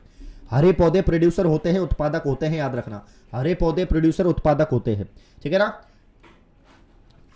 कौन अजैव निम्नीकरण है, निम्नलिखित में से कौन अजैव निम्नीकरण है। कागज, लकड़ी, कपड़ा, प्लास्टिक। कागज, लकड़ी, कपड़ा, प्लास्टिक। देखो कोशिश करनी है कि इस बार सीट ही निकल जाए, ठीक है ना। हाँ कोशिश आपको करनी है। हाँ, निम्नलिखित में से कौन अजैव निम्नीकरण है। 154 की अगर हम बात करें, ऑप्शन हो जाएगा प्लास्टिक। हम यहां पर निम्नीकरण और अनिम्नीकरण यानी यहां पर बायोडिग्रेडेबल और नॉन बायोडिग्रेडेबल, अजैव निम्नीकरण का मतलब है जो नॉन डिग्रेडेबल है, जैसे प्लास्टिक, इसका अपघटन नहीं हो सकता। अगला सवाल, निम्नलिखित में से कौन स्थलीय परितंत्र नहीं है। अच्छा सवाल है, बहुत इंपॉर्टेंट क्वेश्चन है। निम्नलिखित में से कौन स्थलीय परितंत्र नहीं है। 155 का जो उत्तर है वो हो जाएगा ऑप्शन बी, एक्वेरियम। क्या हो जाएगा, एक्वेरियम। एक्वेरियम, एक्वेरियम जहां पर मछली रहती है। जैव वातावरण में शामिल है, जैव वातावरण में शामिल है, बायोलॉजिकल प्रोसेस में शामिल है, बायोलॉजिकल प्रोसेस में शामिल है, याद रखना। मृदा, जल, वायु, जंतु, पौधे, मनुष्य, सूर्य का प्रकाश, वायु, वर्षा, इनमें से कोई नहीं। तो यहां पर जो 56 है 156 इसका उत्तर हो जाएगा जंतु पौधे मनुष्य, जंतु पौधे मनुष्य। नेक्स्ट, वैसे जीव जो पौधों और जंतु दोनों का भक्षण करते हैं, तो भक्षण करते हैं उन्हें क्या कहते हैं? वो पौधे भी खाते हैं, जंतु भी खाते हैं, सब खाते हैं, सर्वाहारी। तो 157 का क्या हो जाएगा, है ना, सर्वभक्षी बोलेंगे उसको, है ना, जो सभी का भक्षण करते हैं उन्हें सर्वभक्षी कहते हैं। ओजोन परत, ये सवाल इंपॉर्टेंट है क्योंकि सीएफसी आपके सिलेबस में है, सीएफसी आपके सिलेबस में है, तो ओजोन से भी सवाल बनेंगे। ओजोन परत समताप मंडल में होती है, याद रखना। कौन से मंडल में होती है? समताप मंडल में। समताप मंडल में ओजोन परत होती है। ओजोन परत पराबैंगनी किरणों से रक्षा करती है, यूवी रेस से, यूवी रेस अल्ट्रावायलेट रेस से रक्षा करती है। और ओजोन परत की बात करें, इसको नुकसान होता है सीएफसी से। किससे होता है? सीएफसी। प्रत्येक पारितंत्र होता है, प्रत्येक पारितंत्र होता है, इसका जो उत्तर है वो हो जाएगा गत्यात्मक तंत्र, ऑप्शन डी। नेक्स्ट क्वेश्चन, परितंत्र के जैविक घटकों की श्रेणियां निम्न में से कौन सी है? उत्पादक, उपभोक्ता, अपघटक, ये सभी। 160 की बात करें तो ये सभी हो जाएगा, उत्पादक, उपभोक्ता, अपघटक। नेक्स्ट क्वेश्चन, ऑक्सीजन सभी प्रकार के वायवीय जीवों के लिए आवश्यक है, जबकि ओजोन एक है, तो यहां पर उत्तर है घातक विष, घातक विष। ओजोन परत पाया जाता है, इंपॉर्टेंट, अभी मैंने बताया किसमें पाया जाता है, तो वायुमंडल की जो आपके जो है वायुमंडल की जो ऊपरी सतह है, समताप मंडल जो है, वायुमंडल की ऊपरी सतह समताप मंडल। विद्यार्थियों की संख्या कम नहीं होनी चाहिए, अभी भी 40 सवाल बाकी हैं यार। आपने पूरी क्लास में धैर्य बनाया है, अभी और थोड़ा सा, है ना भाई, स्पीड बनाए रखो, धैर्य बनाए रखो, कॉन्फिडेंस रखो, है ना। देखो, हार हो या जीत हो ये तो मुकद्दर की बात है, हार हो या जीत हो ये तो मुकद्दर की बात है, लेकिन हम कोशिश भी नहीं करें ये तो गलत बात है ना। लेकिन हम कोशिश भी नहीं करें ये तो गलत बात है, तो कोशिश करनी चाहिए, हार हो या जीत, ठीक है ना। ये आपके जो है निर्भर करता है आपकी मेहनत पर, तो निश्चित ही आपको जीत हासिल होगी। 163 की अगर हम बात करें तो ऑप्शन डी हो जाएगा, इनमें से सभी। जलमंडल, स्थल मंडल, जैव मंडल, पर्यावरण के अंतर्गत सब कुछ आता है, जल मंडल हो, स्थल मंडल हो, जैव मंडल हो। नेक्स्ट क्वेश्चन, है ना, उत्पादकों पर निर्भर रहने वाले जीव कहलाते हैं, उत्पादकों पर निर्भर रहने वाले जीव कहलाते हैं उपभोक्ता, अपघटनकर्ता, ए और बी दोनों। देखो भाई 164 की बात करें तो ऑप्शन क्या हो जाएगा? उपभोक्ता। उत्पादक पर उपभोक्ता निर्भर रहते हैं, आप लोग जानते हैं। चलिए सवाल नंबर 165 का उत्तर बताओ, इंपॉर्टेंट क्वेश्चन है, इंपॉर्टेंट क्वेश्चन है। हमारे द्वारा उत्पादित अजैव निम्नीकरणीय कचरे में कौन सी समस्या उत्पन्न होती है? 165 की अगर हम बात करें, इनमें से सभी हो जाएगा। किसी पारिस्थितिकी तंत्र में ग्रहण करने वाले होते हैं, तो यहां पर जो उत्तर हो जाएगा उत्पादक। क्या हो जाएगा? उत्पादक। मैदानी परिस्थितिकी तंत्र में तृतीय उपभोक्ता क्या हो जाएगा? तो यहां पर हो जाएगा आपका सर्प, टर्सरी कंज्यूमर। क्या हो जाएगा? टर्सरी। अभी आपके और भी क्वेश्चन हैं, बहुत सारे क्वेश्चन है। अभी ब्लड के क्वेश्चन में आपको पढ़ा रहा हूं, ब्लड के क्वेश्चन, है ना, ब्लड के क्वेश्चन में पढ़ा रहा हूं मैं आपको। हाँ, तकरीबन 50 क्वेश्चन ब्लड के और देख लीजिए। आरबीसी का कब्रिस्तान कहते हैं यहां पर किसको? प्लिया को, याद रखना, प्लिया को कहते हैं। आरबीसी का कब्रिस्तान प्लिया को कहते हैं। ब्लड कैंसर, ल्यूकेमिया रोग में जो है यहां पर क्या हो जाएगा? डब्ल्यूबीसी की संख्या अनकंट्रोल्ड ग्रोथ होता है। लसिका का कार्य क्या है? तो याद रखना, लसिका का जो कार्य है ये उपरोक्त सभी हो जाएगा, ये सभी काम है। हीमोग्लोबिन में पाया जाता है, तो यहां पर क्वेश्चन नंबर 4 की बात करें, हीमोग्लोबिन में पाया जाता है तो एक तो आयरन पाया जाता है, एक आपके 4 पेप्टाइड श्रृंखलाएं। मानव शरीर में सबसे कम मात्रा में पाई जाने वाली श्वेत रुधिर कणिका, इंपॉर्टेंट क्वेश्चन है। देखो ब्लड आपके टॉपिक में है, ब्लड आपके सिलेबस में है, ब्लड आपके सिलेबस में है, यहां से सवाल बनेंगे। 5वें का उत्तर हो जाएगा बेसोफिल। क्या हो जाएगा? बेसोफिल। तो मानव शरीर में सबसे कम मात्रा में पाई जाने वाली श्वेत रुधिर कणिका है आपके बेसोफिल। निम्नलिखित में से किस रक्त कणिका को शरीर का क्या कहते हैं? सैनिक, यानी सोल्जर सेल ऑफ आपके बॉडी कहा जाता है। तो डब्ल्यूबीसी को किसको कहते हैं? डब्ल्यूबीसी को कहते हैं, याद रखना, डब्ल्यूबीसी। केंद्रक युक्त आरबीसी होती है, सेशन को लाइक शेयर करते रहें। केंद्रक युक्त आरबीसी होती है, 7 का उत्तर हो जाएगा ऊंट और लामा में। वैसे हम लोग जानते हैं कि आरबीसी के अंदर केंद्रक नहीं होता क्योंकि न्यूक्लियस लेस होती है। आरबीसी के अंदर केंद्रक नहीं होता, न्यूक्लियस लेस होती है। तो लेकिन ऊंट और लामा में अपवाद है कि ऊंट और लामा में पाया जाता है। नेक्स्ट क्वेश्चन, आरएच कारक आपके सिलेबस में है, यहां से सवाल बन सकता है। आरएच कारक निम्नलिखित में से किसके लिए उत्तरदायी है? तो याद रखना, सवाल नंबर 8 की बात करें, इरिथ्रोब्लास्टोसिस फिटेलिस, इरिथ्रोब्लास्टोसिस फिटेलिस यानी गर्भ रक्ताणु कोरकता। गर्भ रक्ताणु कोरकता याद रखना, मैंने पढ़ाया हुआ है डिटेल में। गर्भ रक्ताणु कोरकता, बहुत अच्छे आंसर आ रहे हैं सभी प्यारे विद्यार्थियों के। सेशन को लाइक करते रहे। आरबीसी का मापन किस यंत्र के द्वारा किया जाता है? तो हीमोसाइटोमीटर, नाम से पता लग रहा है, हीमोसाइटोमीटर हो जाएगा ऑप्शन 9, मतलब ऑप्शन सी 9 का। हेपेरिन क्या है? याद रखना दोस्तों, हेपेरिन क्या है? तो सवाल नंबर 10 की बात करें, ये प्राकृतिक प्रतिस्कंदन कारक है। हेपेरिन प्राकृतिक प्रतिस्कंदन कारक है। रक्त समूहों की खोज किसने करी? यहां आपसे पूछ लिया जाए रक्त समूह की खोज किसने करी, तो यहां पर कार्ल लैंडस्टीनर हो जाएगा। क्या हो जाएगा? लैंडस्टीनर हो जाएगा।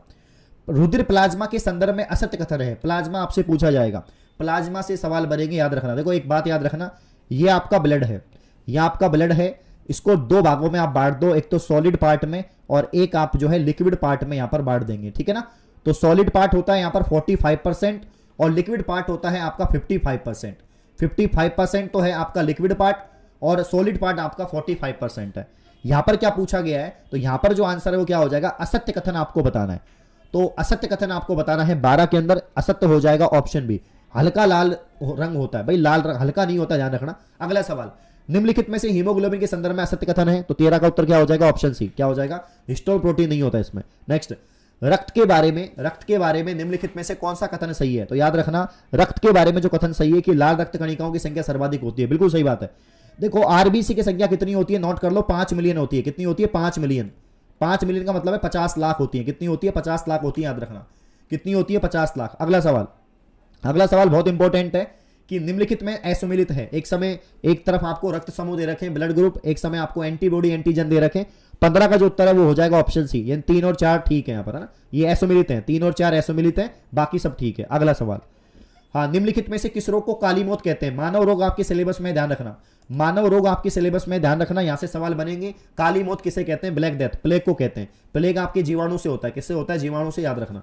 नेक्स्ट, एथलीट फुट, ये आपके सिलेबस में है और पूछा जा चुका है एग्जाम में। एथलीट फुट की बात करें, ये आपके कवक से होता है ना, गंजा दामाद खाए फ्रूट, कवक से होता है एथलीट फुट, और इसका उत्तर हो जाएगा ट्राइकोफाइटोन कवक, है ना, ट्राइकोफाइटोन कवक।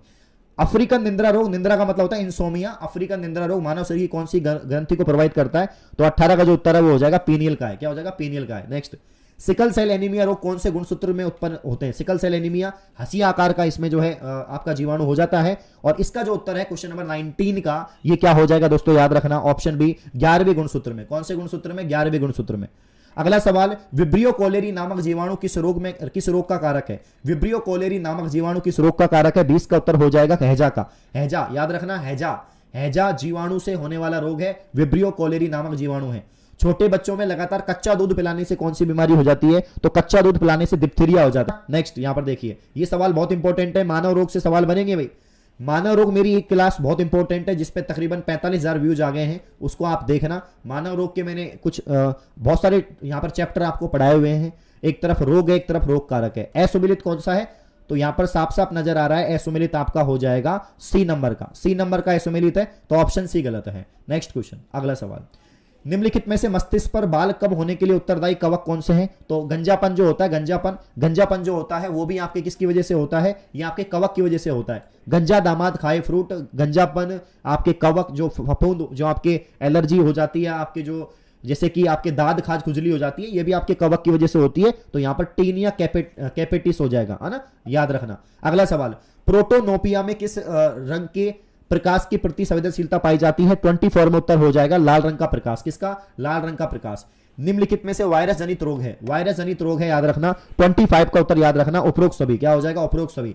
निम्नलिखित में से 6 रोग है, 6 का मतलब होता है टीबी। क्या होता है, टीबी, है ना, ट्यूबरक्लोसिस, माइक्रोबैक्टीरियम ट्यूबरक्लोसिस जीवाणु से होता है। 6 रोग, टीबी रोग, है ना, याद रखना। नेक्स्ट, निम्नलिखित में से रेबीज रोग का कारण होता है रहबडो वायरस। कौन सा वायरस, रहबडो वायरस। इस बीमारी को क्या कहते हैं हम लोग, हाइड्रोफोबिया। क्या कहते हैं, हाइड्रोफोबिया, याद रखना। हड्डी तोड़ बुखार के नाम से जाना जाता है, हड्डी तोड़ बुखार, याद रखना। हड्डी तोड़ बुखार जो होता है आपका डेंगू, कौन सा होता है, डेंगू चिकनगुनिया। क्या होता है, डेंगू चिकनगुनिया, डेंगू होता है, डेंगू चिकनगुनिया होता है। डेंगू किससे होता है, मादा एडीज मच्छर से, मादा एडीज मच्छर के काटने से होता है।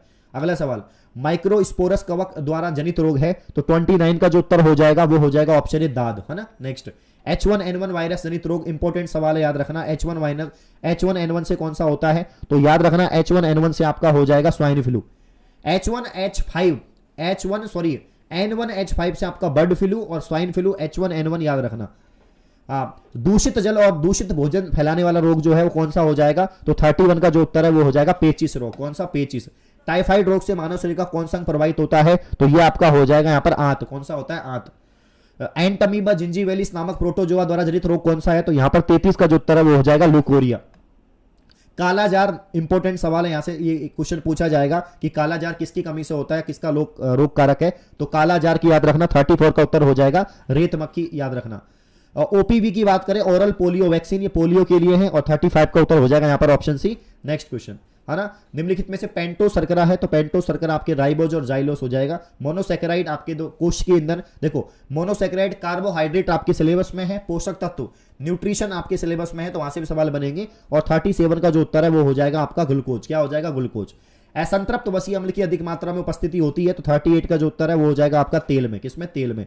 कौन सा प्रोटीन रेशम के कोकून का निर्माण करता है? तो याद रखना केरेटिन। क्या याद रखना? तो 39 का फाइब्रोजन हो जाएगा इसका ना, इसमें क्रिएटिन नहीं होगा, क्रिएटिन तो आपकी गाजर में होता है, फाइब्रोजन हो जाएगा। नेक्स्ट हीमोग्लोबिन एक क्या है? तो यहां पर 40 और आखिरी सवाल आपके सामने ये रहा, तो यहां पर संयुग्मित प्रोटीन है हीमोग्लोबिन। ठीक है ना, तो बाकी और करवा देते, 10 सवाल और करवा देते हैं। मेरिस्मस क्वाशियोरकोर है, मेरिस्मस क्वाशियोरकोर पोषण संबंधी रोग है, याद रखना ये आपके प्रोटीन की कमी से होता है, प्रोटीन की कमी से होता है, याद रखना प्रोटीन की कमी से होते हैं। नेक्स्ट क्वेश्चन, निम्नलिखित में से कौन सा तत्व इंसुलिन के नियमन में सहायक है? तो याद रखना 42 का उत्तर हो जाएगा आपका इंसुलिन का नियमन क्रोमियम हो जाएगा, क्रोमियम। गुरु पोषक तत्व क्या कहलाता है? तो याद रखना गुरु पोषक तत्व है आपका उपरोक्त सभी। क्या हो जाएगा? उपरोक्त सभी इसका सवाल का आंसर हो जाएगा। प्रोटीन का निर्माण करने वाला तत्व नहीं है, मैग्नीशियम नहीं है, याद रखना मैग्नीशियम नहीं होता। क्या नहीं होता? मैग्नीशियम। 45 का उत्तर बताओ, इसमें कोलेजन हो जाएगा, सबसे अधिक मात्रा में पाई जाने वाली प्रोटीन इसमें। तो ये देखो ये भी आपके सिलेबस में है, तो 46 का उत्तर बताइए, इसमें पेप्सिन हो जाएगा। पेप्सिन प्रोटीन का पाचन। किस विटामिन की कमी से बंध्यता रोग उत्पन्न होती है? तो यहां पर याद रखना बंध्यता जो है विटामिन ई है ना, बांझपन इनफर्टिलिटी, बांझपन इनफर्टिलिटी, तो यहां पर ई हो जाएगा। विटामिन ए की कमी से कौन सा रोग होता है? आप लोग जानते हैं, जीरोप्थेलमिया होता है, आपके रतौंधी होता है, ये आप लोग ध्यान रखना। ओस्टियोमलेशिया, ओस्टियोमलेशिया होता है विटामिन आपके जो है डी की वजह से। किसकी वजह से? डी की वजह से, याद रखना ओस्टियोमलेशिया विटामिन डी। किसी व्यक्ति द्वारा लंबे समय में अल्कोहल का सेवन करने के लिए कौन सा विटामिन की कमी हो जाएगी? तो यहां पर याद रखना ये आपके विटामिन B1 की कमी हो जाएगी। श्वसन के दौरान कौन सा विटामिन को एंजाइम ए के रूप में काम करता है? तो यहां पर याद रखना आप लोग विटामिन B5 हो जाएगा। ठीक है ना। विटामिन सी की मात्रा उपस्थित होती है, तो विटामिन सी की मात्रा होती है इसमें भी, याद रखना आप लोग जो है आंवला में होती है। और वैज्ञानिक ने प्रोटीन का नाम किसने दिया? तो याद रखना वैज्ञानिक का जो प्रोटीन नाम वो किसने दिया? ये आपके बल्जियस ने दिया था। ठीक है ना। स्टेरॉइड और टर्पीन्स किस प्रकार की वसा है? तो ये भी आप लोग याद रखना, इसमें व्युत्पन्न वसा हो जाएगा। ठीक है। और यहां पर जो आपका आंसर है कि एसोमिलित है, ये आपका ठीक है, ये आपका ये गलत है, ऑप्शन बी गलत हो जाएगा। नेक्स्ट क्वेश्चन, आनुवांशिक शब्द किसने दिया? ग्रेगर जॉन मेंडल बेटसन ने दिया। किसने दिया? डब्ल्यू बेटसन ने दिया। मेंडल के पुनः खोजकर्ता उपरोक्त सभी तीनों हैं, तीनों के तीनों हो जाएंगे। क्या हो जाएंगे? तीनों के तीनों हो जाएंगे, याद रखना। 58 की अगर हम बात करें दोस्तों, 58 में यहां पर जो उत्तर है ऑप्शन सी हो जाएगा, समयुग्मजी विषमयुग्मजी। 59 में जो ऑप्शन है प्रवाहिता का नियम हो जाएगा, याद रखना। इसमें आपका जो है 60 में जो है आपका 3:1 हो जाएगा। तो आज के लिए इतना ही बहुत, तकरीबन 200 क्वेश्चन मैंने आपको पढ़ा दिए, तो तकरीबन 200 क्वेश्चन हमने आपको पढ़ा दिए हैं। ठीक है ना। कैसे लगी क्लास आप लोग जरूर बताएं। मात्र 1-1.5 घंटे में 200 क्वेश्चन का भंडारा मैंने आपको कर दिया है आपके सामने। सेशन को लाइक और चैनल को सब्सक्राइब जरूर करेंगे सारे के सारे। मैंने अपनी तरफ से पूरी हिम्मत से आपको पढ़ा दिया। अब आप लोग को सेशन को लाइक करना है, चैनल को सब्सक्राइब करना है। अभी तक आपने सेशन को लाइक नहीं किया है तो सारे विद्यार्थी सेशन को लाइक करेंगे, चैनल को सब्सक्राइब करेंगे। एक एक क्वेश्चन आपके सिलेबस में से आए हैं और आपके पेपर में आने वाले हैं। और साथ में मैं आपको बता देता हूं कि अगर आप लोग चाहते हैं कि और भी मैं क्लास लगाऊं तो मुझे कमेंट करो, ज़्यादा से ज़्यादा कमेंट करेंगे तो 1-2 क्लास और लगा देंगे ना। ज़्यादा से ज़्यादा कमेंट करेंगे तो 1-2 स्पेशल क्लास आपकी सहायता के लिए लगा देंगे। बाकी सेशन को लाइक, चैनल को सब्सक्राइब। ठीक है। बहुत बहुत शुक्रिया, बहुत बहुत शुक्रिया आप सभी का। Thank you so much.